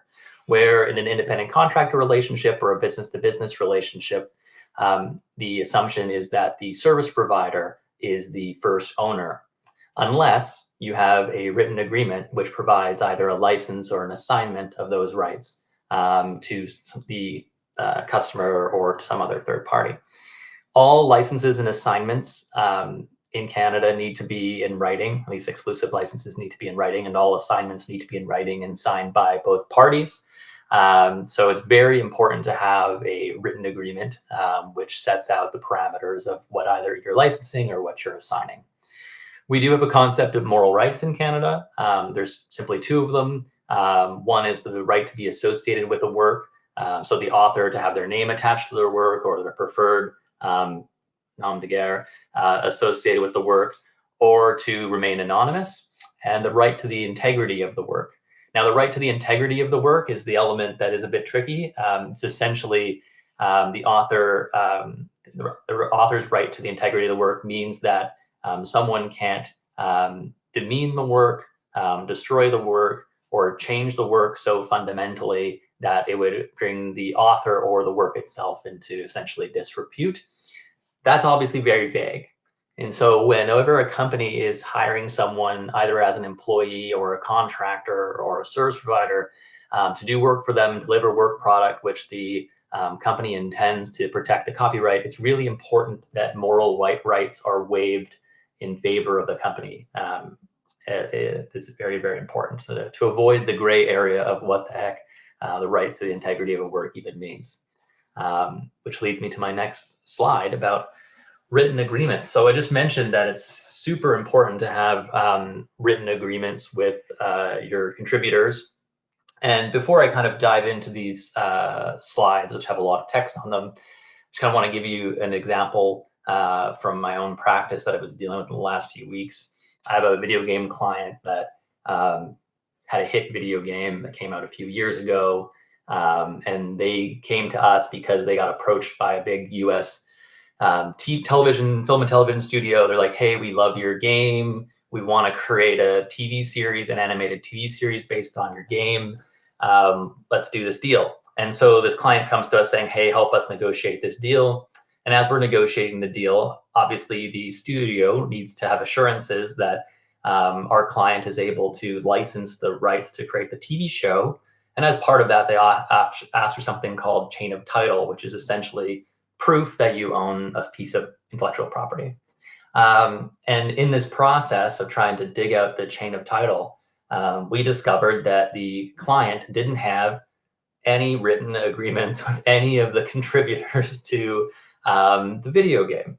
They had been paying them, and they had oral agreements, and they've been discussing these things over Discord or whatever. And so everything was hunky-dory. However, that wouldn't be acceptable to the studio. And so we have to go back and paper these things. The problem is that now the game is a big hit.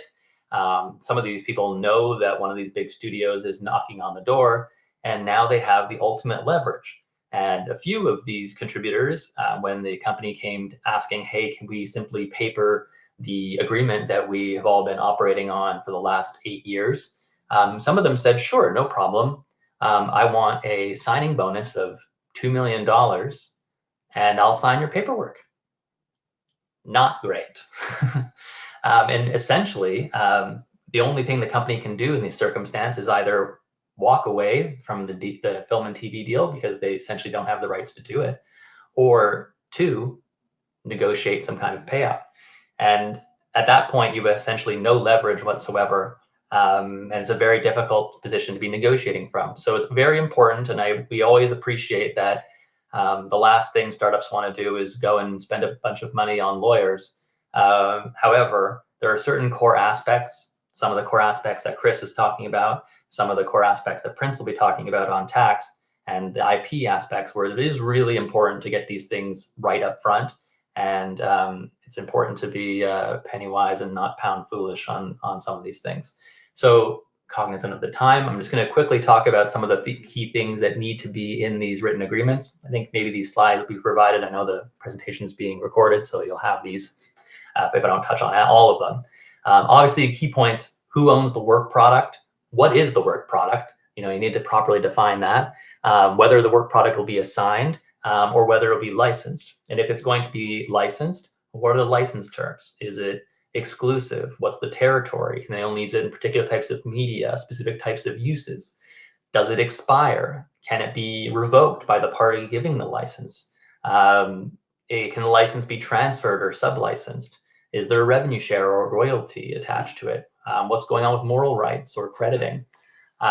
So these are some important things that you need to deal with. I should also flag, in Canada, like in a number of jurisdictions, we do have unions and collective associations which impact the negotiation of some of these agreements, in particular in the film and TV industries and the music industries. So it's really important, if you're dealing in these spaces and hiring contractors or individuals which may be a member of a collective or a union, that you're aware of the obligations and extra fees that may be associated with that. Other things you need to be thinking about is inclusion of open source software, third-party IP, kind of briefly touched on use of AI tools, and confidentiality. And you can flip to the last slide, Prince. I know I'm kind of going long here, so I'll try to be quick. Oh, it looks like my camera failed. Oh, that's great. Sorry about that.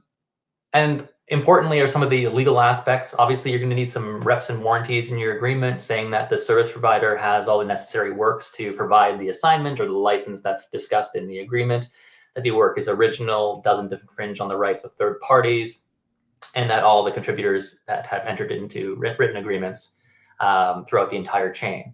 It's very standard in Canada to include indemnities, particularly for third-party IP claims and breaches of confidentiality, and to carve out those types of claims from your limitations and exclusions of liability, particularly for indirect damages in Canada. And you really want to make sure that there's language in there that requires a service provider to take additional steps as reasonably directed by the company to assist the company in perfecting its rights. So these are some of the core aspects that we would like to see in any kind of agreement where someone is contributing IP to a broader project. Yes, that's all from me, I believe. I think that's my last slide. So over to you, Prince.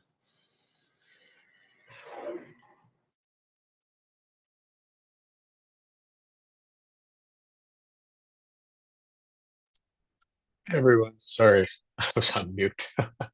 Yeah, so my name is Prince Aurora. I'm an associate in the tax group and in the Calgary office of DLA Piper Canada.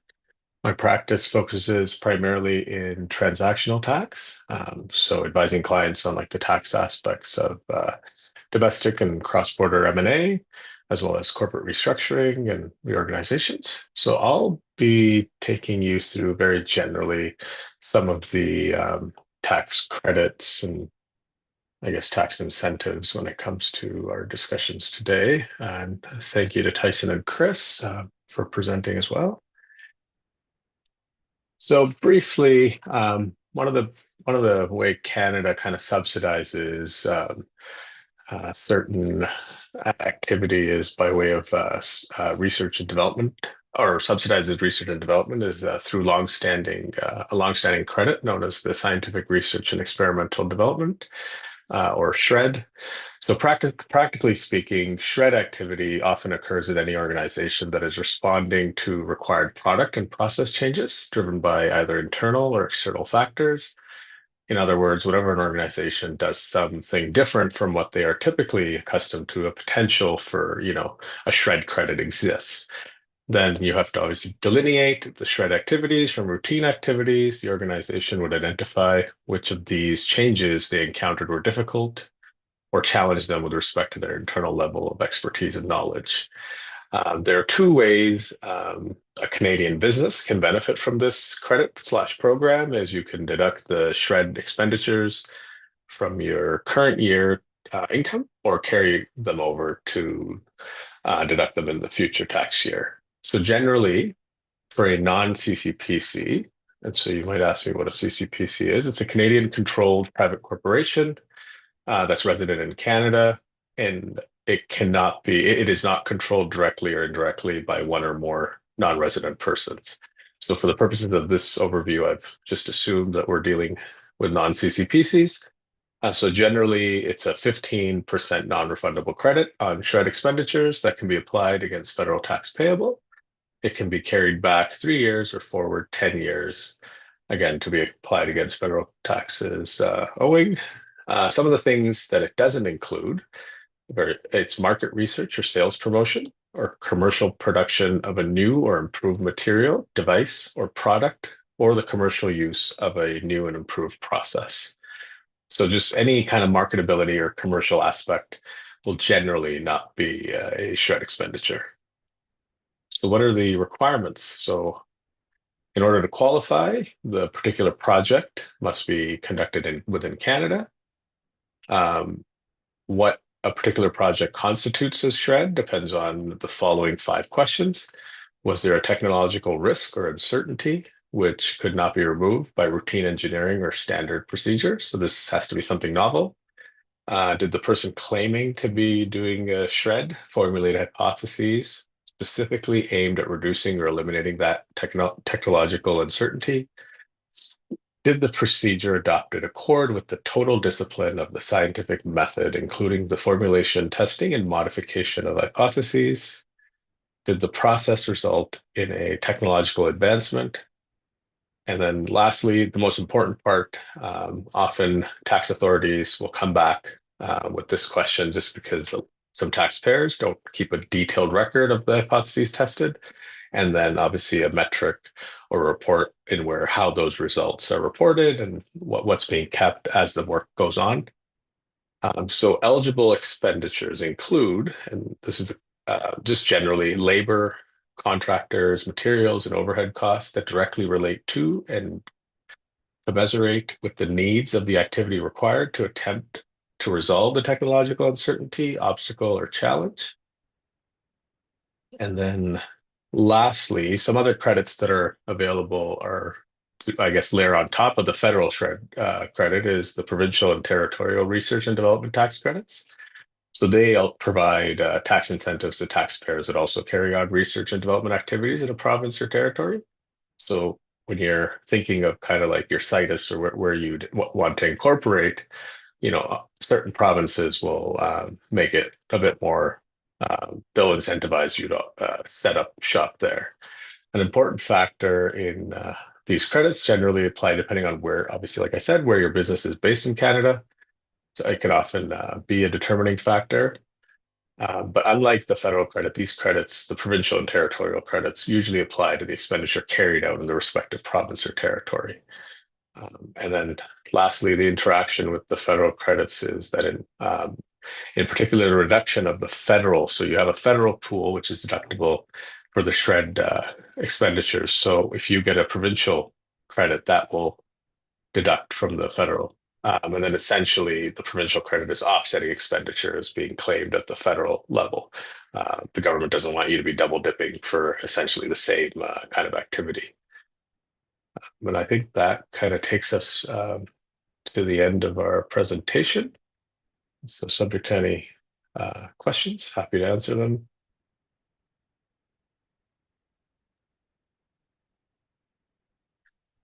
I currently don't see questions in the Q&A box, but maybe at this point, a huge thank you for this understandable presentation and for making it sound like a topic that does not give headaches to founders, because legally, usually, I think it's not one of the favorite topics for startups. So thank you very much for these understandable insights. And I want to give the word to the audience. If there are any questions, please make use of the Q&A box that you can find in the bottom toolbar of this webinar and submit your questions there. And if we will not have a question in the next 30 minutes, 30 seconds, I would say we continue with section number 5 of this workshop. But let's see if anyone is still typing and if we end up having a question here in the next 30 seconds. Hey, but it looks to me like there are no questions at this point. If anyone has a question afterwards, please do not hesitate and send the questions to us, and we would forward them to the team of DLA Piper to make sure that you get your questions answered straight from the experts. So once again, thank you very much for your insights and for taking the time to join our webinar today. Thanks so much, Maya. Thanks, everyone. Thank you. Thank you. And with that, I would like to move on to the 5th and last section of today's workshop. And for the moderation of this section, I would like to hand over the word to my colleague from Plug and Play from the Calgary office, Ethan Kemp, who is project manager at the sustainability vertical. Ethan, the floor is yours. Perfect. Thank you very much, Maya. Really excited to be closing up this session with our final speaking session and panel here. So as Maya mentioned, my name's Ethan Kemp. I work at Plug and Play with our Calgary, Alberta office based out of Canada. Plug and Play, this is the largest office that we have in Plug and Play Canada. We have a bit of a presence in Toronto and Vancouver as well, but based out of Calgary and Edmonton is our largest presence in Canada. Our office covers 4 verticals. So as you've seen throughout the presentation today, in Canada, there's a lot of diverse industries that Canada has and kind of covers, but our office based out of Calgary covers 4 verticals specifically. Those are sustainability, food and beverage, digital health, and sector agnostic AI. So to give a bit of an understanding overview of those verticals and the nuances of them within Canada specifically, we're joined by the 4 members of our ventures team here. So let me introduce them, and they'll be answering some questions and providing a general overview of their different verticals and the technologies that they look at. So first, with our sustainability vertical, we have Tarek El-Nagar. Tarek's focus is on deep technologies and softwares that can meaningfully tackle the climate crisis. Some of his interest areas are carbon capture, carbon credit verification, scalable hydrogen infrastructure, and battery recycling technologies. Joining us as part of our food and beverage vertical is Simona Fernandez. Simona is a passionate food technologist and focuses on sourcing early-stage food tech startups that have an innovative deep tech or software edge for investment, growth, and scale-up.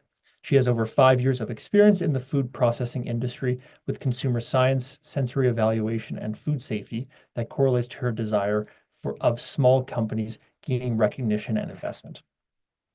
As part of the digital health vertical, we have Shar Savizi Smed. As the ventures analyst for the digital health vertical, Shar's focuses on health technologies that challenge clinical practices, improve data analytics, and enhance the patient journey across the continuum of care. Shar has extensive knowledge in healthcare fundraising and business development, working at Alberta Health Services and the Hotchkiss Brain Institute, serving in leadership and raising over $30 million for various research projects and hospital departments. And lastly, we have Harshal Pathak as part of our sector agnostic AI vertical. Harshal's focus is on early stage B2B startups in the enterprise and AI vertical from pre-seed to Series A. With a data-driven approach and deep entrepreneurial experience, he brings unique insights into startup fundraising and growth. Previously, Harshal founded Florage, a company exploring the early stage of transfer learning, which is acquired by a lab at the MIT IBM Watson AI Labs. All right, perfect. So that's an overview of the panelists that we have joining us today. Really excited to have the members of our 4 ventures verticals. To kick us off, I'm just going to ask you guys to give a quick overview of your verticals and kind of the technologies that you look at. So Tarek, why don't we kick us off with you? If you're able to just give us an overview of what it means to be as part of the sustainability vertical, some of the technologies and startups that you look at, sorry. And yeah, just a quick context on what it means to be part of your vertical. Sure. First of all, hi everyone. I'm Tarek. I'm the Ventures Associate for Sustainability here at Plug and Play. Thank you, Ethan, for the good introduction. Quick history of sustainability at Plug and Play just to start. We've been around since 2019 as a vertical. We have about 45 portfolio companies that we've invested in since then.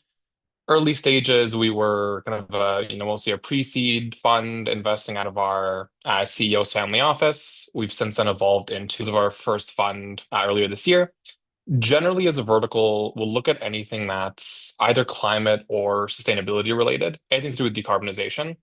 Our portfolio is split around between 60-40 between deep tech and hardware and more software focused startups. This year in particular, we've taken a deeper look at carbon dioxide removal, which is a space that we're fairly comfortable with as a fund. One investment in the built environment and one in CO2 utilization. So generally think about anything that's related to decarbonization from a B2B perspective, and that's where we tend to have our focus. Perfect. Thank you very much, Tarek. Simona, can we hand it over to you to provide an overview of your vertical as well? Yeah, absolutely. Hi, everyone. I'm Simona. I sit on the ventures team for Plug and Play Canada's food and beverage vertical. So as Ethan mentioned earlier, my background is in food science. So I've done my master's of food science from University of Alberta and then worked in a couple of food industries prior to coming onto the investment and the venture side of things. So worked in food safety, food processing, and product development as well. Plug and Play's food and beverage vertical started in 2017. and we are in 6 international locations right now. So we are in US, Canada, China, Japan, Italy, and Brazil, and we've constantly been trying to expand as well. On the Canadian side, we are looking at technologies right from farm to fork. So all the way from your ag tech, going into processing, packaging technologies, which is more for the manufacturers and the producers, and then going on to any kind of retail or grocery tech and supply chain that spans through all of our other technologies as well. We've had 29 investments on the food and beverage side, and this is not counting the ag tech side. And yeah, we look at all kinds of technology. Something that is of focus right now is the software side for sure. So any kind of AI in detecting animal health, AI in detecting any kind of crop diseases, food product development, AI in manufacturing, looking at quality, food safety. That's of the biggest interest right now. Great. Thank you, Simona. Shar, over to you next. Hi, everyone. Thanks so much for having us. I'm Shar on the Health Ventures team. So a little overview of the digital health vertical. We launched in 2015 as part of Plug and Play, and we have offices across the world, such as Munich, Singapore, Silicon Valley, and Canada as of 3 years ago. Since our inception, we've made over 150 health investments, 3 of them getting unicorn status. So that's a $1 billion overvaluation. And we focus, actually before focusing, we actually have 35 partners, corporate partners. So because we're so vast, Fortune 500 companies come to Plug and Play to help us kind of match them with startups. So we're lucky to have 35 health partners such as Pfizer, Takeda, Bayer, Boehringer Ingelheim, Alberta Health Services, to name a few. So we constantly work with these partners to expand our program. And our health areas are digital health, medtech, and sport tech. We love the SaaS B2B model just so we can copy and paste and scale faster. We focus on women's health, diagnostics, mental health, sensors and wearables, chronic disease management, clinical trials, patient engagement, and of course, AI and big data are a huge layer for all of these categories. Great. Thanks, Shar. Harshal, over to you. Thank you so much, Ethan, for the introduction. Hi, everyone. I am Harshal. I sit on the ventures team for Plug and Play. Just to go over the enterprise and AI vertical a little, it has more of a generalist focus.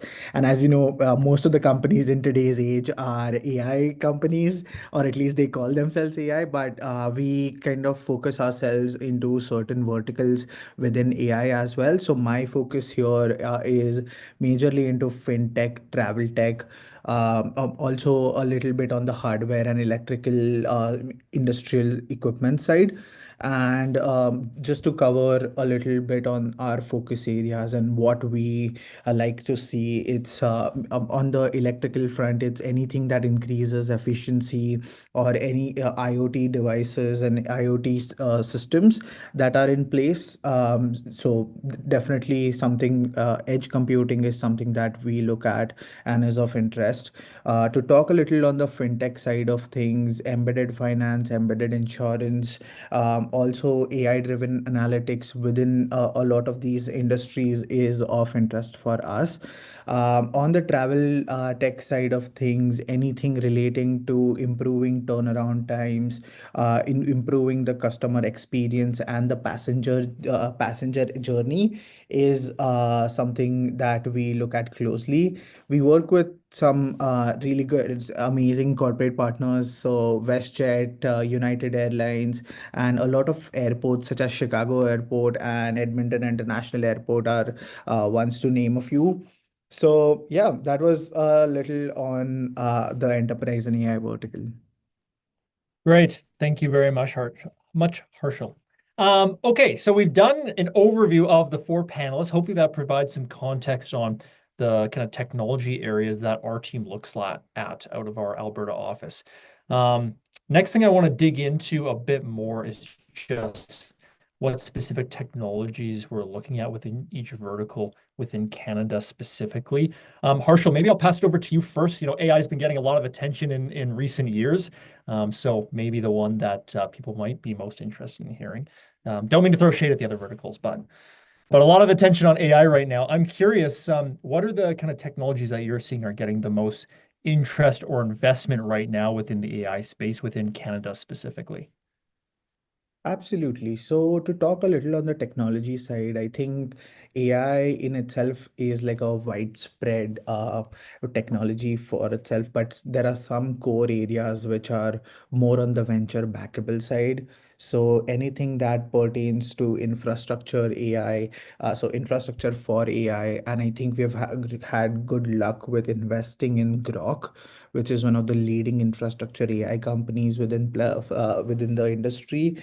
Also, another area of focus is anything like any AI company that has substantial IP to themselves. So any proprietary models such as transfer learning for RAG, or even like a custom RAG model or custom trained LLMs are very attractive.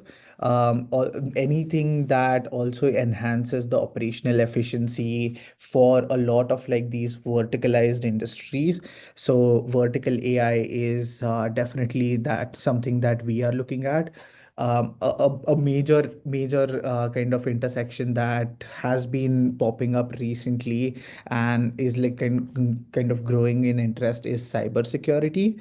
And it's because all of the previous infrastructure that was built around the previous technologies can't stand up to the AI trends that are catching up recently. So I think we are seeing a lot of push in that cybersecurity as well. Right. Okay, perfect. Shar, a similar question for you. I'm curious about the nuances that we see in the digital health space for Canada. Obviously, Canada's not unique with our health system, having a public health system, but curious is on nuances there, the kind of technologies that you see, and maybe how it might be a little different than the US for comparison or other countries. Well, first and foremost, we look at kind of the entire patient journey. So anything with patient triaging, it being kind of compatible with the electronic health records, then going into tests, sampling at home, and then getting results, going to the hospital, the triage situation. So that entire journey we're looking at. What we're having a better rate of kind of commercialization for is stages that don't get a lot of regulatory pushback. So things that we can kind of get into the system and have, patients using right away. So mostly that's happening in the area of wearables, obviously, as everyone is kind of in most consumers' hand, but also the area of administration burden. So things that help administrative staff triage patients faster. So if it's kind of reading the electronic FASTs and triaging that better and organizing it and helping doctors chart faster and being able to give patients more attention in that one-on-one time, or having an AI app that's kind of recording the conversation, helping the doctor kind of meet all the checklists, and also the patient follow-up as well, as where we're seeing a lot of uptake, is the sensors that people are putting in their house to kind of help monitor and track their health, being able to talk and provide the data for their recovery path to their doctors right away. So those have less red tape around them in Canada, but anything else, disease related and let's say that you need to kind of apply to a larger population and get through the hospitals, have a lot longer time for adoption applied to them.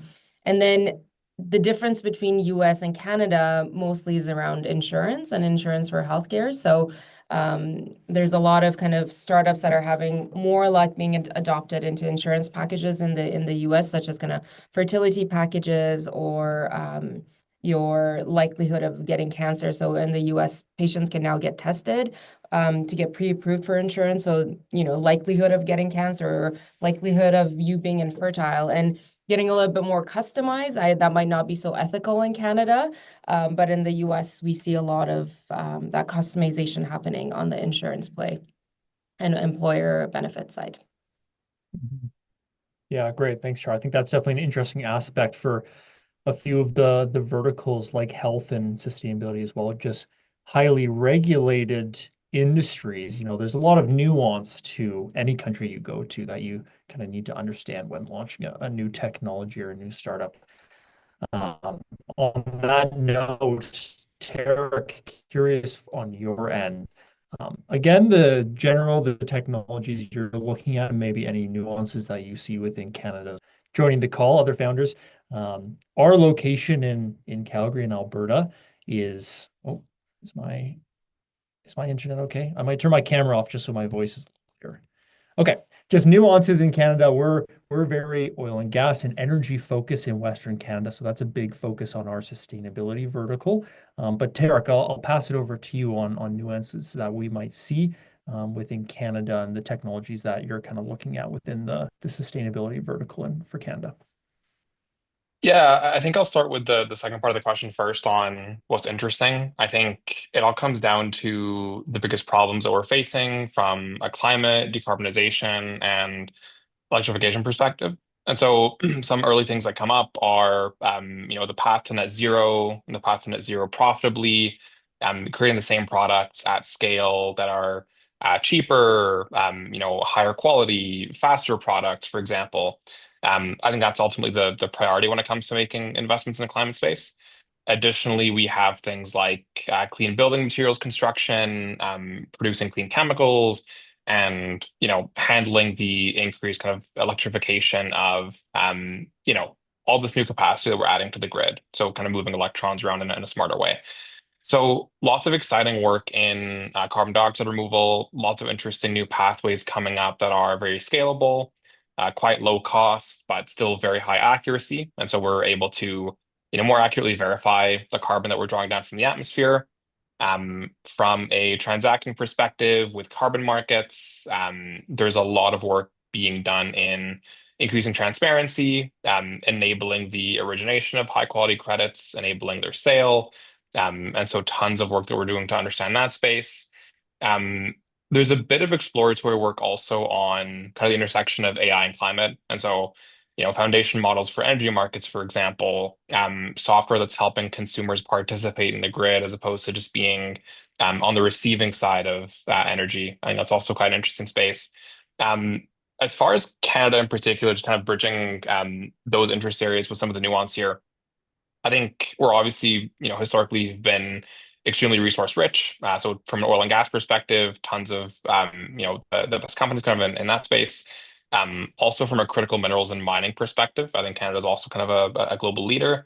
I think as a result of that, we're a bit of a hub for, world-class talent, great universities, and, generally good ways of kind of accessing that talent from those incumbents in those areas.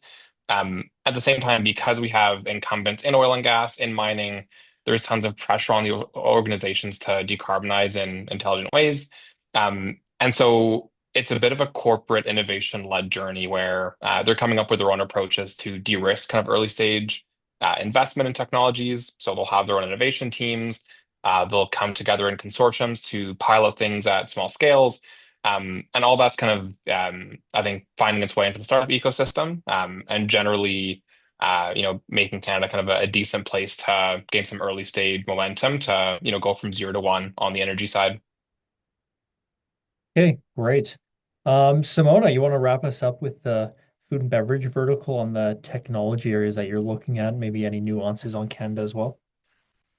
Yeah, I think starting off with Canada, since we are located in the prairies, our office, Alberta, is located in the prairies. So we have access to a lot of these larger farmlands. And that's why a lot of the technology is in the space that I'm looking at is more on the ag tech side as well. So we are looking at any kind of, gene editing, breeding, looking at yields, looking at different kinds of seeds and how you can cross them, any crop protection, precision agriculture on the ag tech side as well. On the animal farm side, we're looking at livestock monitoring, looking at management of these larger farms, any way in which we can tackle the vertical farming hurdles that we've had, any food safety on these farms as well. And then food safety, of course, transitions to our processing side of things as well, where we look at food safety, different kinds of pathogens, reduction of these different pathogens, any kind of new monitoring techniques on the pathogen side as well, because we've seen so many of these recalls in Canada, and we want to find ways to reduce these kind of recalls. So anything on the traceability side, say in case there's a recall, how do we reach to our consumers faster? How do we know in which product this particular ingredient has been used and try to recall all of those products? So the traceability side has been big. I feel like sitting on the food side, we kind of overlap with health, we overlap with sustainability as well. So on the health side, we're looking at trends in which our consumers now want to eat a lot more healthy food. So our corporate interests on that side as well has increased on looking at different kind of sugar substitutes, different kind of foods that are higher in protein, any enzymes that enhance this particular substitution. So we're looking at enzymes that don't just convert our sugar molecules to glucose, but are able to convert them to different kinds of proteins within the body as well. And then on the grocery side, we've seen a lot of traction with some of our corporates as well. A lot of them are looking at reduction in theft because Canada, since our grocery prices went up so quickly, there's been a lot of theft on the retail side as well. So we're trying to reduce our theft, look at optimization of our operations within grocery stores, look at employee enablement as well. And then the supply chain side has definitely looked at transparency within that traceability piece. And I think Canada is definitely doing its part in finding newer computer vision technologies as well across all of our value chains. Okay, perfect. Love the context and all the different verticals and what we're looking at within Canada specifically. We've only got a few more minutes for the panel, so just want to ask something a bit more generic and kind of open it up to the floor of our panelists here.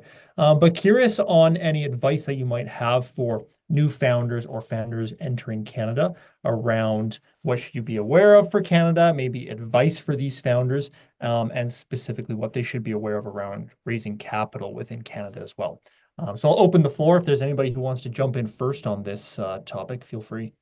Shar? Yeah, I can start. I always like to see kind of in pitches if the founders have thought about who the payer is and working backwards from that. So knowing your business model inside and out, knowing who's going to pay for it, I think is really, really important. And then working backwards, because there's always a lot of regulation and really hard to get into kind of the payer side of the health market here. So, and also if it's like a device that's going into the hospital, like, yes, it would be great if it's saving thousands of lives, but at the end of the day, it all matters at how fast you're going to get them to adopt the technology and how much they're going to pay for it. So in terms of VC perspective, we like to see our investments kind of 3x or 5x at the minimum, and you have to be able to show that in your pitches. So that would be my advice for startup founders, is to make sure that you've thought about that and you're conveying that in your pitches.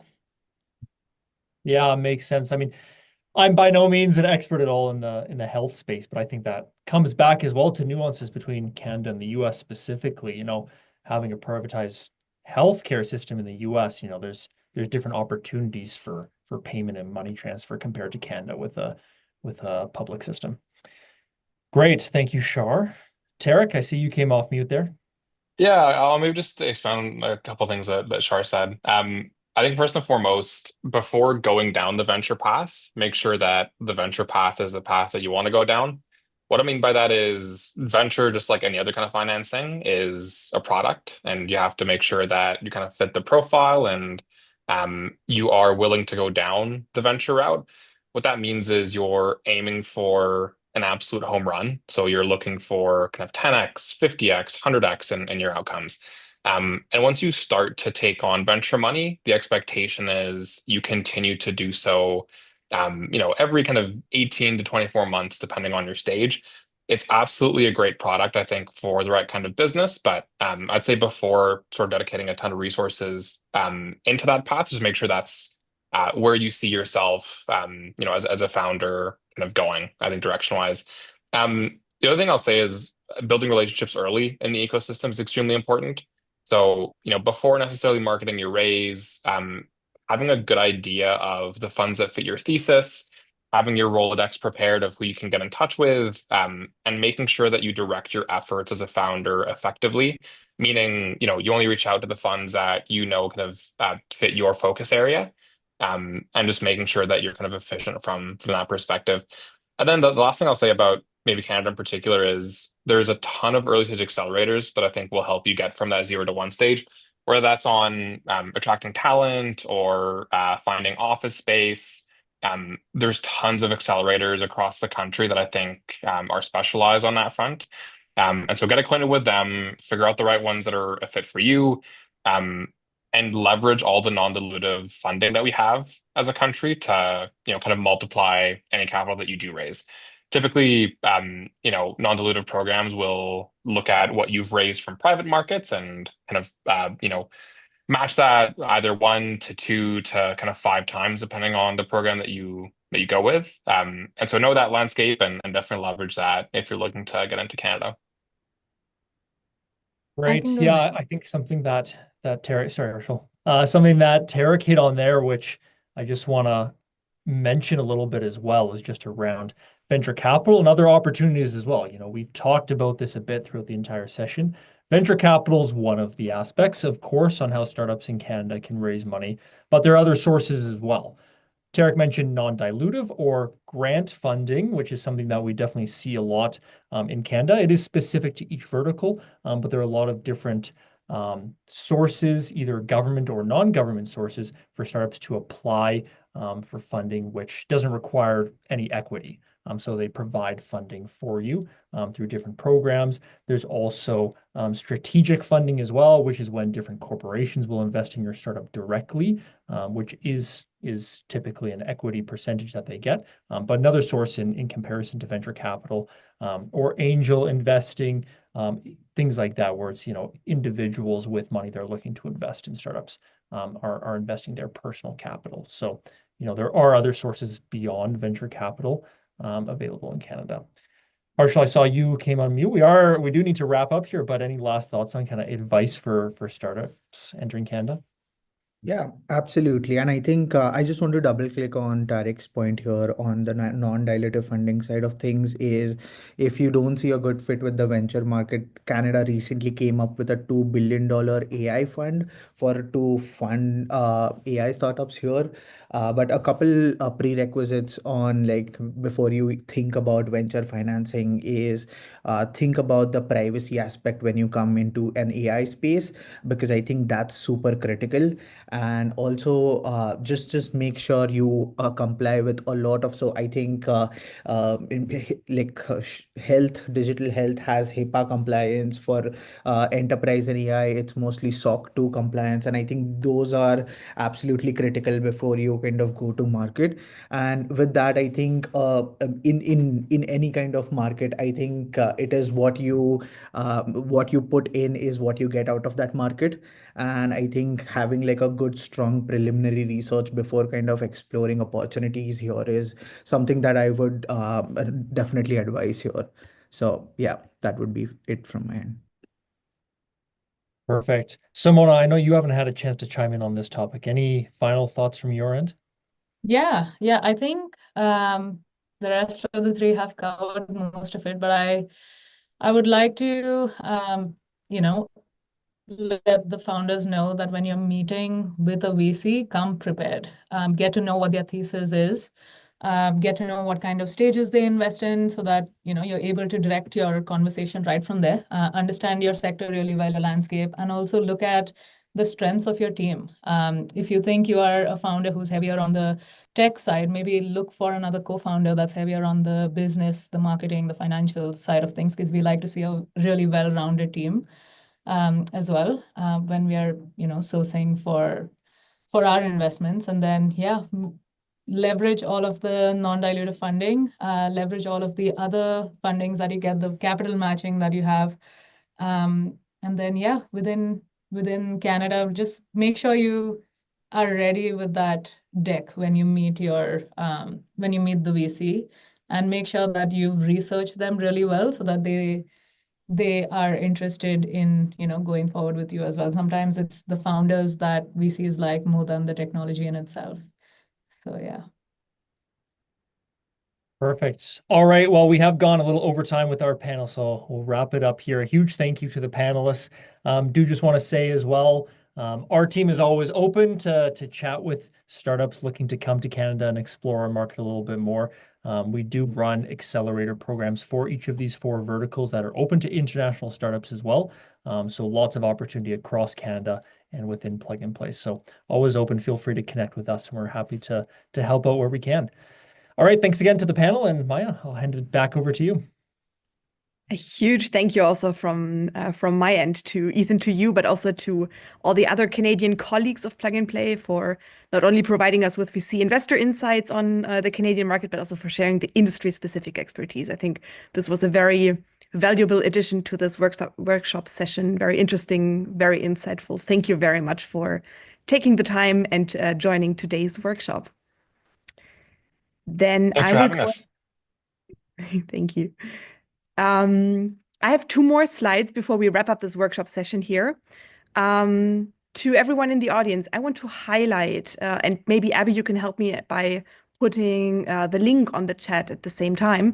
I want to highlight the next market discovery workshops that we have coming up in 2025. There's actually one more that is taking place tomorrow about the market of France. And then there will be a workshop about the US market on the 15th of January, and more dates to be announced. You can find the overview when clicking on the link. And I also want to highlight the next cutoff date, the deadline for applications to participate in the Seeds of Bravery program again, which is January 27, as already shared in the very beginning of this workshop by Carolina. So please make sure you check out the website in time to submit your applications before the deadline ends. Here again, highlighting a couple of channels where you can reach us. The best source is always to check out the website or sign up for the newsletter, and then you can find us on several social media platforms. Just feel free to browse whatever you feel most comfortable with. And yeah, towards the end, I want to give a great shout out and thank you to the entire team that helped putting together this workshop, visible on screen, but also working in the background.